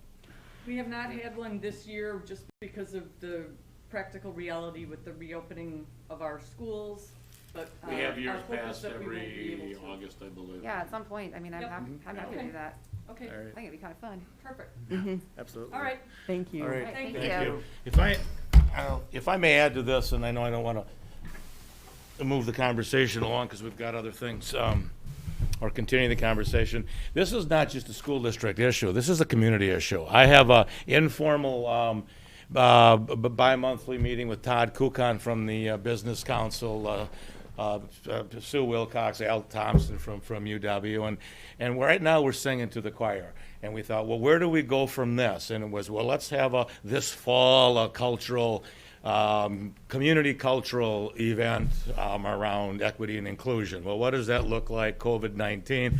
And at the end of the day, it's about education first, and how do we get educated? So as a small group, we are carrying these conversations to the boards, because several people on that particular informal meeting, if I may, work with boards. And then the next issue, which I brought up, what is the county doing? Where are they at? They haven't had their first meeting. We need to attend as a group that I'm working with. We need to attend to get an idea of where the county is going with this, because this is a community issue. When we talk about the racial slurs, for example, they likely learn them from home, and it's probably supported from home. And until we address that, I mean, that's really the root cause. But how do we get to that? How do we get to the uncomfortable conversation with the people that are making the comments, that the people that may feel this way, how do we get them at the table? I've been in this business long time, and when we start years ago, when we wanted to get a group of parents to talk about our drug and alcohol problem at a high school, lots of times there are parents that are sitting in the bars all night long. They're not coming to that meeting. So there's so much work that has to get done from a grassroots level, and I know, and people are tired of waiting. You know, we want social injustice, and we want it now. We want social justice now. We don't want to wait next year, the year after.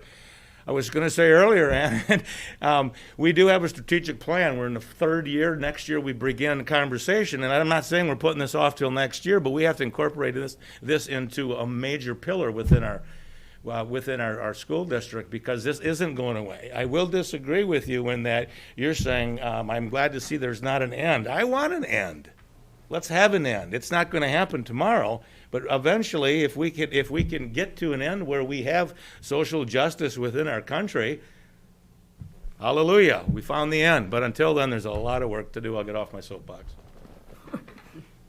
Thank you All right. for coming. Thank you very much.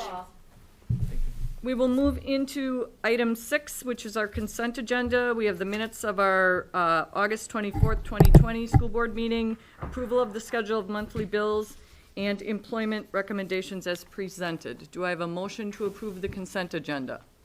Move to approve. Second. Judy. Okay, Judy moved and Trish seconded. I will have Carlin, you call the roll because of the bills, please. Can we ask a question before we start that? If you would like one of the items moved off the consent agenda, G, then we would move that off and address that one separately. I haven't been able to, I think I talked to Carlin about this, I haven't been able to bring up one of the file attachments under the and you said you had a copy of that, on employment recommendations? It's in your printed packet. So I don't have to read through the 100 pages, any idea where? Yes. Probably under the consent agenda. It's right after the schedule of monthly bills, I believe, in order.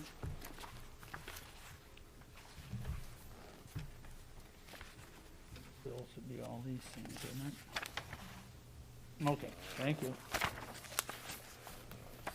And I'll just note, G, as the newest board member, what can and has happened frequently in the past is there are recommendations that actually are coming in on Monday.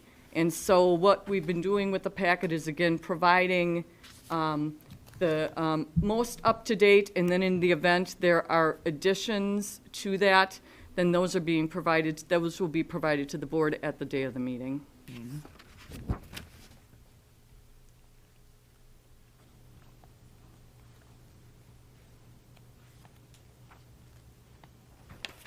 Thank you. Okay. Gee, could I just ask, were you unable to get this before tonight? Yeah. Did you let them know? I just let Carlin know when I came in here. But not before tonight? Okay. Could you call the roll, please? Mr. Pope, Yes. Ms. Vang, Yes. Ms. Scott, Yes. Ms. Baker, Yes. Ms. Portson, Yes. Ms. Rano, Yes. Mr. Ebel, Yes. Mr. Wade, Yes. Ms. Erler. Yes. Motion passes. Thank you. We will move into item 7, business services. A is a resolution awarding the sale of $15,900,000 general obligation school improvement bonds series 2020. And Tom, I believe you're on to present that? Yes. Hi, Yes. Tom. Good evening.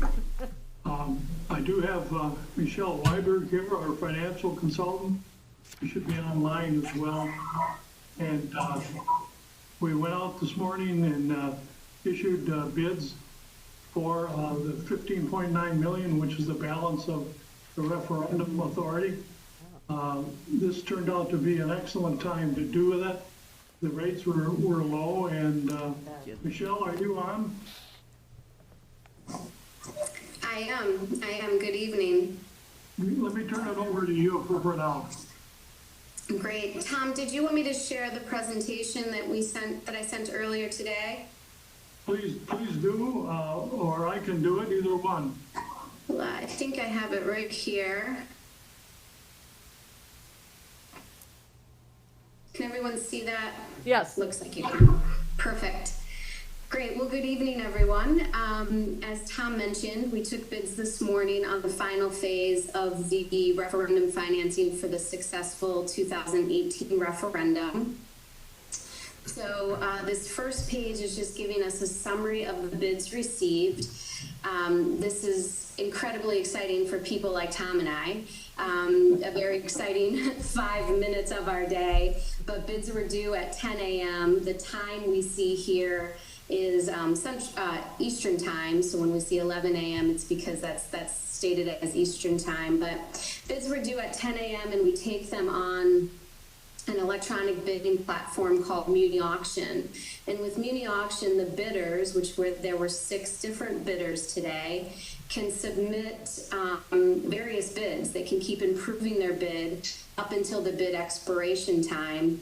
And if a new bidder enters first place in the final couple minutes, the auction is extended. And that happened this morning 5 different times. So we had new bidders coming into first place in the final minutes, which kept extending the auction on 5 different occasions, which is super exciting. So we had a total of, again, 6 bidders submitting 31 bids. So Northland Securities came in with the lowest bid today, but they submitted 14 total bids in order to achieve and maintain first place. Their winning bid came in at a true interest cost, and the bidder pays all cost of issuance. So the true interest cost really is an all-inclusive rate for the district of a 1.87% on a 20-year financing, which is really, really tremendous. So of all of the challenges presented in the current environment we're living in, maybe there's one bright spot, and that is you were able to complete your referendum financing at really historically low interest rates. So this issue before you for approval this evening is $15.9 million of general obligation school improvement bond series 2020. Again, the purpose is the final phase of the 2018 referendum financing. This issue will close on October 13th. You'll make principal payments in 2023 through 2040. So again, a final maturity of 20 years. The first interest payment will be April 1 of 2021. You will have some prepayment flexibility on these bonds. So the final 10 years will be callable or eligible for prepayment in 2029.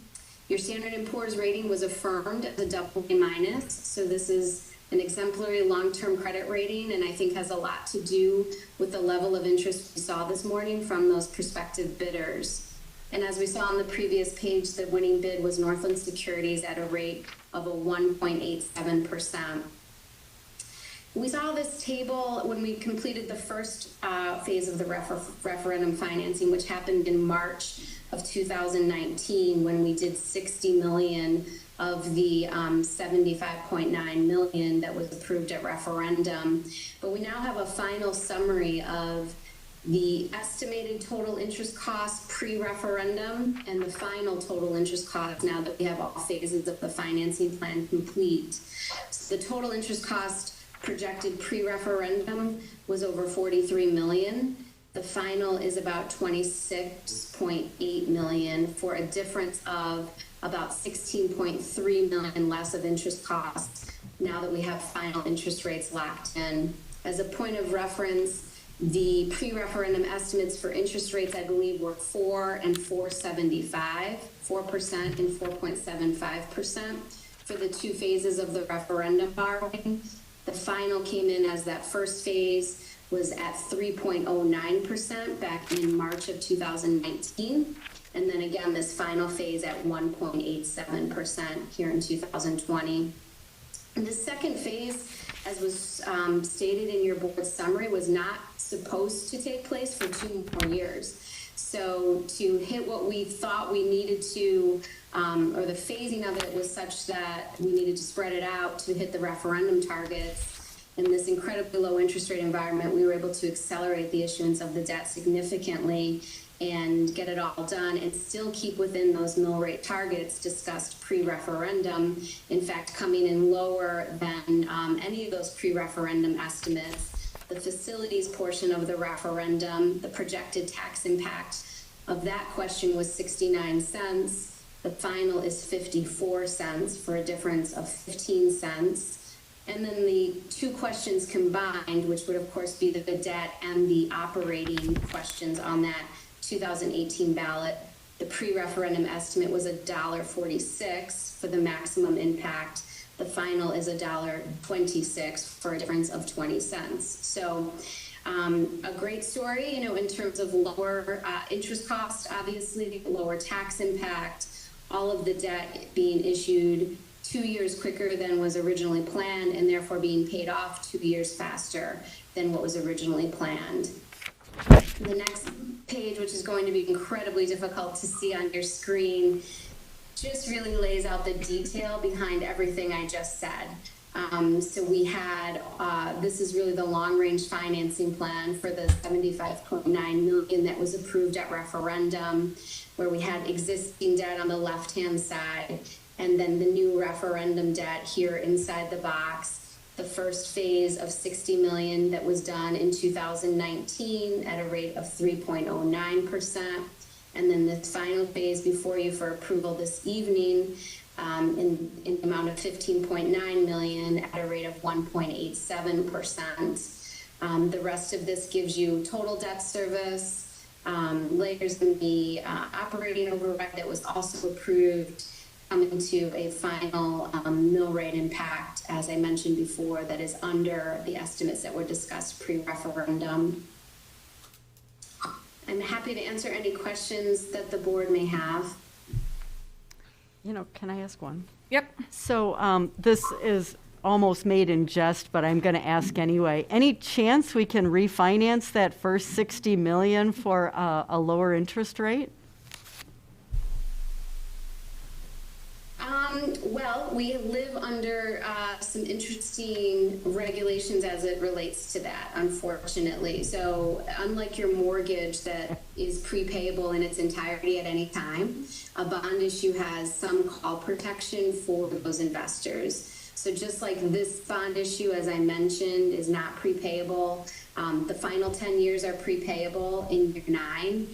There's a similar prepayment provision on the 2019 debt issuance. So it's not prepayable at this time. And to refund it under current tax law, we'd have to do so with taxable interest rates versus tax exempt. So to the extent that we even are approaching the call date is when it becomes much more advantageous to actually do a refinancing. At this point in time, I think that issue is probably better left alone for now, but know that that's something that we certainly look at on a continual basis for the district. Good, thank you. Any other questions? Just a comment. Thank you for a really great explanation. You covered so many. Yeah. And it was good news besides that, but thank you very much. My pleasure. Could I have a motion? I'll move to approve the resolution awarding the sale of $15.9 million general obligation school improvement bonds series 2020. Second. And would you like us to include Northland Securities in that motion, Tom? Would you repeat that, please? Would you like us to include Northland Securities specified in that motion? No, if you just read the motion as it's written. Okay. Because you are accepting the resolution, that table that you saw. Yes. Showing the bond, that's included as one of the exhibits, so you automatically approve Northland when you approve the resolution. Excellent, okay. All right, so we have a motion and a second. I'm going to ask you to call the roll on this one, please. Ms. Erler, Yes. Mr. Wade, Yes. Ms. Scott, Yes. Ms. Rano, Yes. Ms. Portson, Yes. Mr. Pope, Yes. Mr. Ebo, Yes. Ms. Baker, Yes. Ms. Vang. Yes. Okay, unanimous vote passes. Thank you. Moving Thanks, Michelle. Thanks, Yep. Michelle. Thanks Nice very job. much. Thanks, Thanks, Tom. Tom. All right, we'll move into B, which is the financial summary referendum progress report. I guess back to you, Tom. Okay, if you'll look on the report that's provided in your background, you're familiar with this report. We provide it each month and the changes that occur within it. So the paid to date is 32.4 million. We have contracts to date issued of 58.6 million. And we have a contract balance of 26.1 million. And the total balance, remaining balance this date is 23.8 million. And when you include Nexus contract, it's 19.65 million. So if you look at table A on the far right, you can see what's paid to date. We've paid out 32.4 million. And you can see in table B then that contracts to date issued 58.6, and the contracts to date, the contract balance is 26.1 million. So things are moving along. We're staying pretty active, and we processed quite a few invoices and payments. So, subject to your questions, that's the report. Any questions of Tom from board members? All right, thanks, Tom. Moving into review of financial statements. Mike, are you with us? Mike Kurtz? Hi, everybody. Can you all hear me? Hi, Yes. Mike. Yes, we can. Okay. The financial statements that you have included in the packet are through July 31st. We're always looking back a month.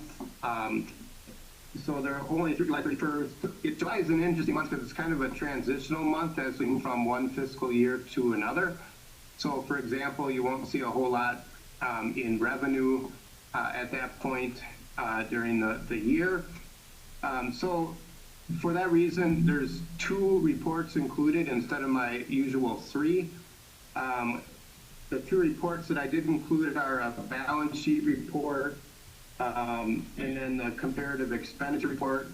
But just again, be aware that that's just where we are at this point within the fiscal year. Our cash flow is good, and I think we're progressing fairly well. Are there any questions for me regarding these reports?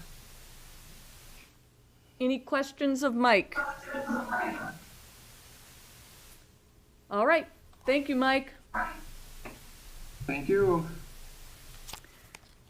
So I would like to beg the board's indulgence, if you would mind. We have a one other outsider here with us tonight that's going to be providing some information with us with respect to an item that's a little further on the agenda with respect to the green circle.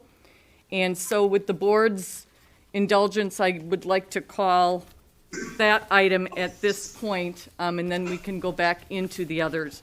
So are there any objections from any board members with respect to calling that item at this point? Okay. No objection. All right. Thank you. So I'm going to go ahead and call 12A, Green Circle and Plover River Crossing Trail.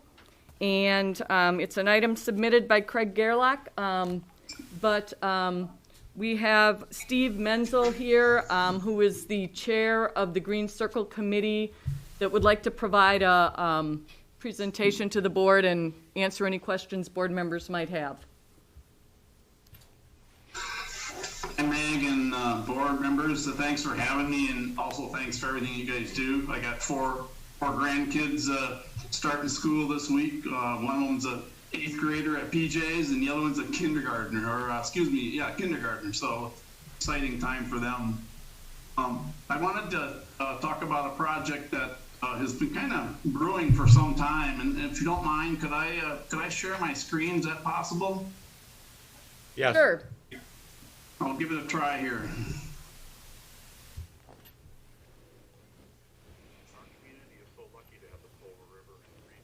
Sorry. Everybody see that? Nope. Nope. You can't? Yeah, okay. Let's see.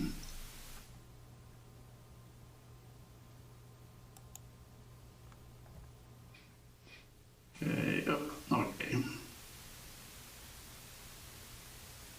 Now we can. Good. Sorry.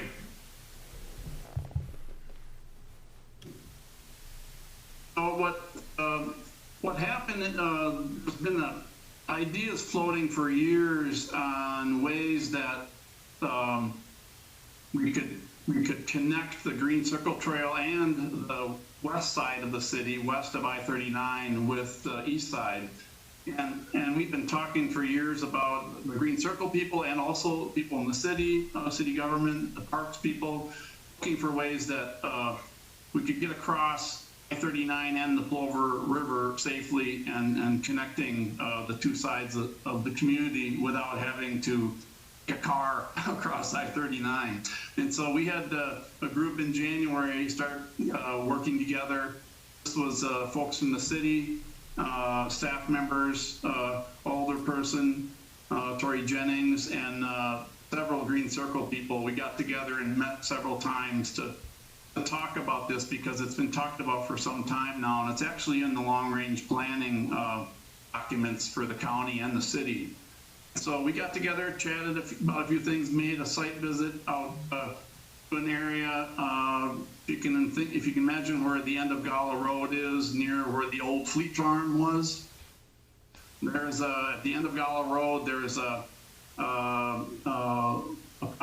possible path that would be pretty efficient and get across the Plover River over to Hoffmeister Drive, which Hoffmeister Drive, if you aren't familiar with the Green Circle Trail, the George Rogers forest is there, and that's where Annex Circle comes around, meets Hoffmeister Drive, and then you start on the Plover River Trail right near the highway there. So looking at a crossing there, and we identified this spot, and we thought, boy, if we could figure out a way to get across here, how wonderful it would be. So we started looking a little more seriously at it, and looked at the routes and who it would impact. And it turns out Town Hall has a fair number of residential areas in this area in the city as well. And so we just thought, what a great way to connect our community, the Stevens Point community and Hall, and on the east side and west side of I-39. So we found a route off of Ben's Lane that would be ideal to do this. It already had an excavated, I guess you'd call it a roadway leading down the ridge toward the Plover River, almost perfectly set up for a trail. And we thought, boy, would it be nice if we could make this work. And it turns out we have a really unique opportunity. We identified this route, we walked it, we canoed across the river to see where a bridge might go across.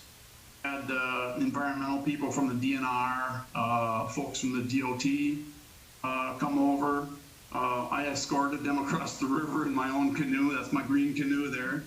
And we had an archaeologist, Ray Reeser, look at the whole area to see if there's any issues with archaeological sites, and there wasn't. But we had a lot of experts review this, and this route would really be wonderful. Also had engineers from the DOT and also people from the private sector that were involved in bridge building and putting in trails and boardwalks. And we had several engineers come through, visit the site, and looked at this and thought, yeah, this is definitely possible. And one of the things we were shooting for that was a real opportunity was there's a state grant program with the Department of Transportation called the Transportation Alternatives Program, TAP.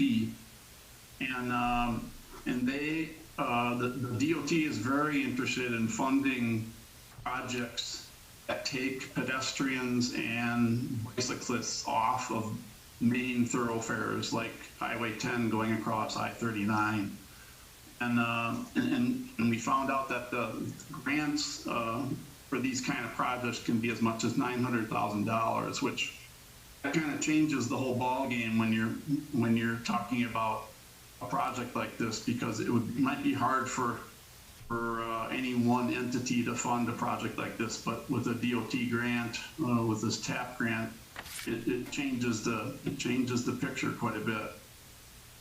So So we just feel that this project is going to be a bridge, bridging the Plover River from Hoffmeister Drive onto this island that you see in this picture here. There's actually two small islands across on the east side of the river here. This is one of the islands, and we envisioned this bridge that would cross over, provide a really safe and easy alternative transportation. It would connect people on the east side of the river, the east side I-39, with the Green Circle Trail at the Plover River Trail area, and it just sets up our community for a more livable possibilities as far as travel. My kids are in soccer out in the soccer fields at PCYS, and I can imagine kids and families being able to get from the west side by Janik Circle, Green Avenue, Washington School area. They could bicycle out to the soccer fields and to the Ice Hawks Arena, so it would really make a difference. Also, somebody we talked to mentioned, oh, this would be a nice path to Target if you're on the west side, because it'd be a really easy way of either hiking or bicycling over to patronize the businesses on the east side as well. So we were talking a lot about the transportation, and the benefits to the community and connecting both sides of the community, and the fact that this has been talked about for some time. What really surprised me when we started looking at this route is how beautiful it is. If any of you are familiar with the Plover River in this area, especially between Stevens Point and Jordan Park, you know what I mean. The Plover River is a real gem, and this trail, even though it's fairly close to the highway, it's probably about a football field away. It is just gorgeous. There's a prairie, there's wetland, and then of course the bridge that would arch across the river. It would just be spectacular. It'd actually be pretty spectacular having passed on I-39, but just this hiking this area and this route, I was just struck by how beautiful it was. These pictures were taken of right at the area where the trail would be. The upper left photo is the excavated road. Actually, we don't know if maybe it was a farm at the top of the hill here that coming down toward the river where the prairie area is. We're not sure quite the history behind this excavated trail, but it's perfectly set up for a trail for this Plover River crossing. And all these other pictures are taken right in that area. The water picture was taken the springtime when the water was pretty high, and so we were looking at everything. Worst case scenario as far as the water level goes, and still found that it was doable. So what's next? What are we up to? The city is ready to explore committing to this project. What they would need to commit is some funding for acquiring 2 land parcels. We were really lucky to have 2 adjacent landowners right where this trail would go that like the Green Circle and are agreeable to either selling their property or at least an easement to go across their property. The city, the next step, the city would need to acquire those parcels and then probably put in some money for some engineering costs to put the designs together for this plan. And then once that happens, we would have a really good chance of getting a grant through the state DOT grant program. So what we're looking for now, I'm hoping that you might consider this as an endorsement letter. We've gotten several from area businesses. We think the school district is a very important component of supporting this project because it does affect families and children. It connects Bannock School with the west side of town, connects Bannock with Washington School to some degree. Makes it a lot easier for people to go back and forth without having to walk or bicycle on I-39 and Highway 10. So I guess that's what we're asking for today, and wondering if you had any questions at all about. I kind of covered it pretty quick, but if anybody have any questions about the project? Are there any questions of board members about the project? What is it exactly that he wants from us? He's looking for us to endorse and support the proposed Plover River crossing extension of the Green Circle Trail into the Bannock Elementary School neighborhood. Is he expecting a monetary endorsement? At this point, there has been no request for any monetary support. The endorsement from the school district would assist in the application to the DOT. Correct.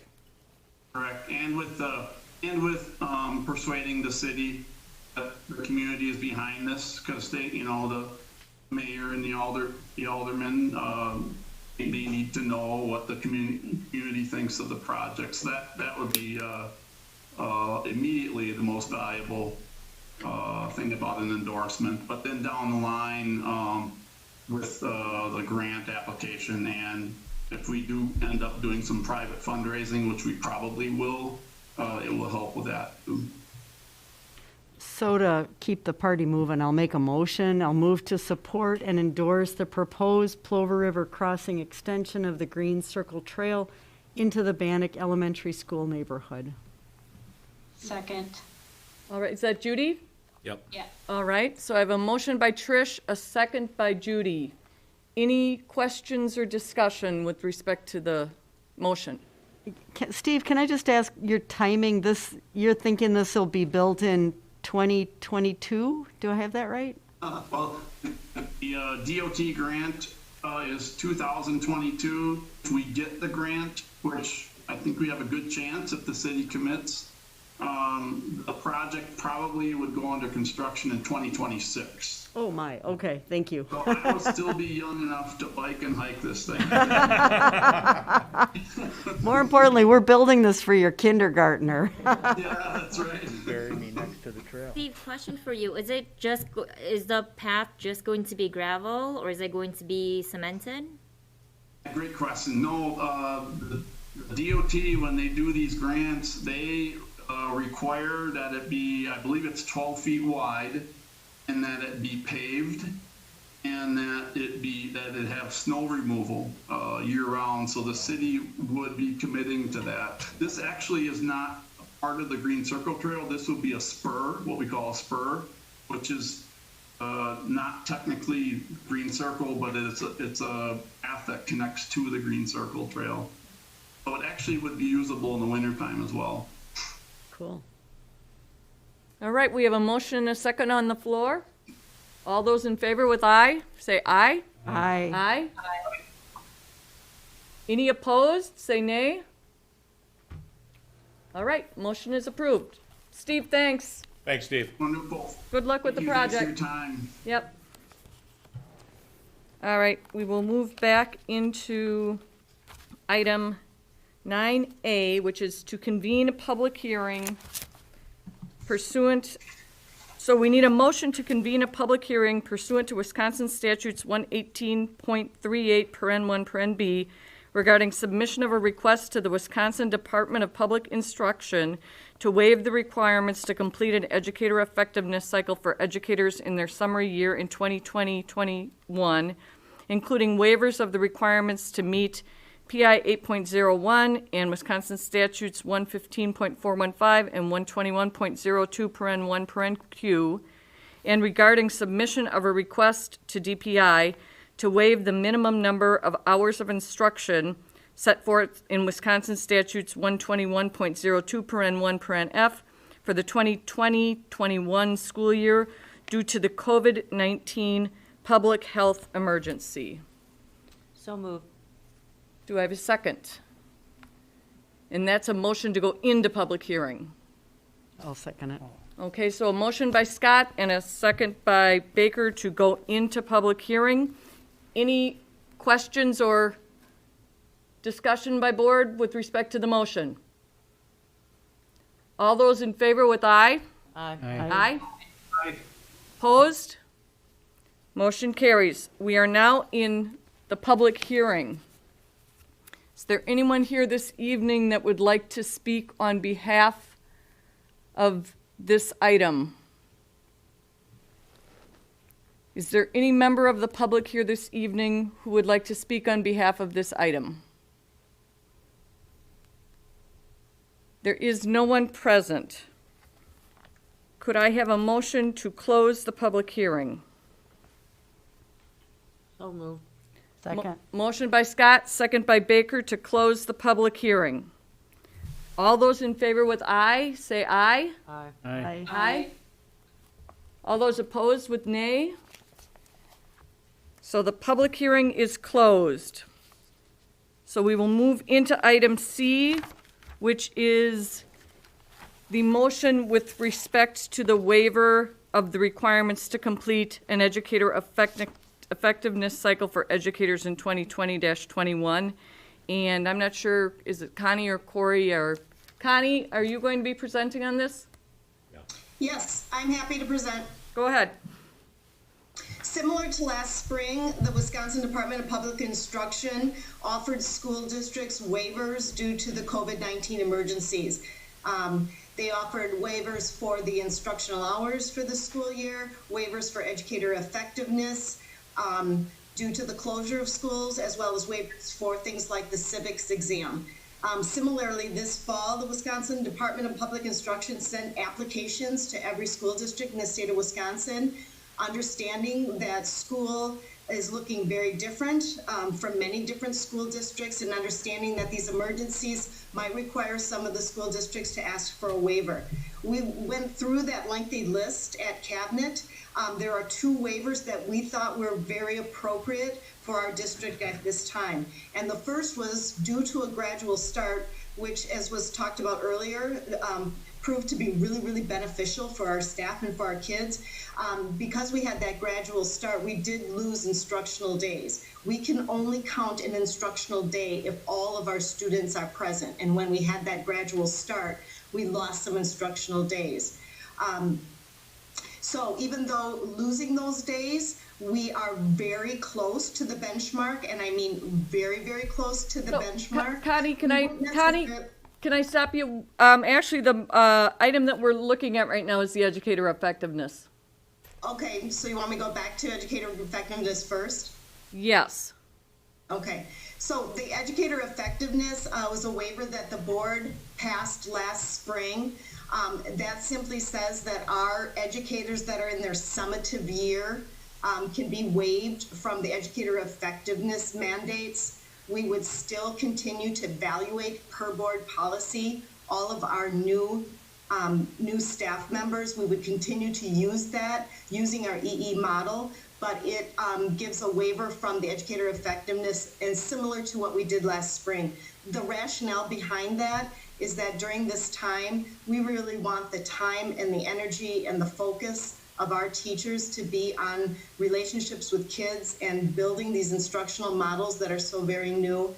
So the cabinet felt that we can waive that appropriately and have our educators really looking at these new instructional models and engaging our kids, whether it's face-to-face or virtual. So that was the request for educator effectiveness. Meg, should I stop at that point or go on? Yeah, why don't we, because they're two separate agenda items, Connie. Okay. So why don't we open it up to questions from board members with respect to the waiver of educator effectiveness cycle for 2020-21. Are there any questions or comments? Hearing none, could I have a motion to approve submission of a request to the Wisconsin Department of Public Instruction to waive the requirements to complete an educator effectiveness cycle for educators in 2020-21, including waivers of the requirements to meet PI 8.01 and WIS-STATS 115.415 and 121.02(1)(q) for the 2020-21 school year due to the COVID-19 public health emergency. Looking for a motion. So moved. Motion by Scott. Second. Second by Portson. Any further discussion or questions? All those in favor with aye, say aye. Aye. Aye. Any opposed, say nay. That motion is approved. Moving into item D, waiver of required instructional hours. Go ahead, Connie. Well, I won't repeat everything that I just said. I'll summarize that the gradual start was a loss of some instructional days. And even with the loss of those instructional days, we meet the benchmarks, but barely. So Cabinet felt that while we think we will be fine, if there would be an emergency where we would have an outage and some schools didn't have internet access, we couldn't do our virtual learning and we couldn't count those for instructional days. So Cabinet felt that just to be safe in case of an emergency, rather than extending the days or extending the calendar year and making even more changes to an already changing year, we thought we would just request a waiver from the instructional hours requirement from the DPI this year. Keep in mind, it'll be highly unlikely that we lose hours due to inclement weather because we have our virtual models in place. And that typically is the reason why we have we're short on instructional hours. Do any board members have any questions of Connie with respect to this request? Do you anticipate that this will have any effect on pay? I'm sorry. Do you anticipate if this will have any effect on pay for any of our employees? She can't hear me. Absolutely not. We do a calendar each year that we report our instructional hours. So all this waiver is saying, yep, we missed 5 days of instruction with this gradual start, and we're still meeting the benchmarks, but very, very close. We're just giving ourselves a cushion that we wouldn't have to add days on at the end of June. Thank you. Any additional questions? Could I have a motion to approve the submission of a waiver request to the Wisconsin Department of Public Instruction to waive the minimum number of hours of instruction set forth in the WISSTAT 121.02(1)(f) for the 2020-21 school year due to the ongoing COVID-19 public health emergency, and adopt the resolution for the waiver of certain school board or district requirements? So move. Motion by Mike Wade. Looking for a second? Second. Second by Jeff Ebel. Any discussion or questions? All those in favor with aye? Aye. Aye. Any opposed with nay? The motion carries. Moving into item 10, Student Services. A, Wisconsin Act 125 Seclusion and Restraint Report, and Caleb will be reporting on that to us. Hello again. Every year I get to come in front of you and share out the number of instances that we have in our district. The numbers that you see in your packet are from this past school year, the 1920 to 2020. This is including the quarter or almost 4 months of students that were not in school. So just note that some of the numbers are lower due to that, as well as after being here last school year, we did a big deep dive into seclusion and restraint as part of just kind of just an initiative that I've done, and did some really intensified interventions for some of the highest incident students that we had out there, and we're able to drop them down incredibly. And so previously, last year, we presented to you a pretty high number in my book. I mean, any number is high, but these are incidents that occur just for the safety and well-being of students and staff. But through intensive interventions, and then again, almost 4 months out of school, our numbers decreased to what you see here, as well as the number of students that were engaged in seclusion and/or restraint also dropped over the course of this past year. So through the hard work of staff and teams in our schools, we were able to drop numbers down and provide positive intervention and supports for our highest needs students that we have in our district. So I'm really excited about these numbers and about what we're doing in our district, and happy to present to you this year, which is a month later, but the new law that's out there gives us an extra month. We still submit to DPI by December 1st, and that's pulled directly from our system. So bear in mind that anytime seclusion and restraint is used, it's as a last resort and emergency only. We use nonviolent crisis intervention prevention prior to doing that, and staff are trained and refreshed every 18 to 2 years that we have. And then if we do deem necessary, we will retrain staff as well. So that's what we see here. This item is for information only this evening. Are there any board members who have questions of Caleb?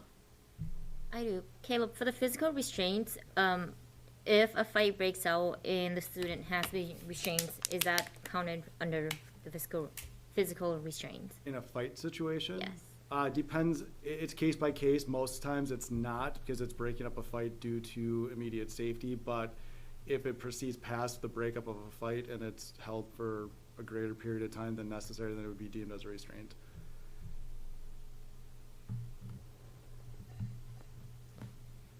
Are there any additional questions of Caleb with respect to the report? All right, thank you, Caleb. All right, so we are now looking at item 12B, which is our meeting dates, times, and locations. Our next regular school board meeting is set for October 12th, 2020. And then just for board members to note, in October, we always have that second meeting. We will have a budget hearing and then a school board meeting on October 26th. The budget hearing would start at 6 p.m. and then the school board meeting would be at 6:30 p.m.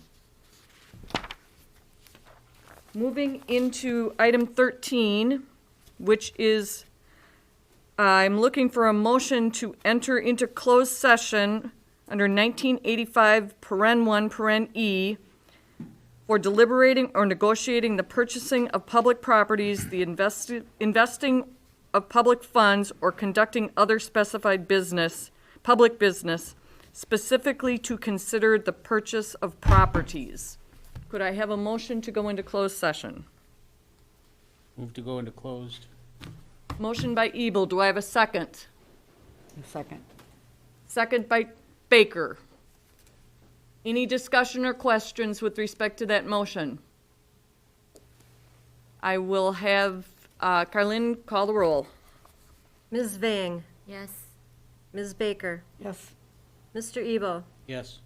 Mr. Pope, Yes. Ms. Portson, Yes. Ms. Rano, Yes. Ms. Scott, Yes. Mr. Wade, Yes. Ms. Erler, Yes. and that was a unanimous pass. All right, so we are now in closed session. Give us about 10 minutes to set up the room. All of you did receive a second invitation to come back into a meeting. You would have gotten that from Carlin. We're doing what we did again last month, which is we're closing this WebEx meeting out and then asking board members and Tom Owens to dial back in for the closed session portion.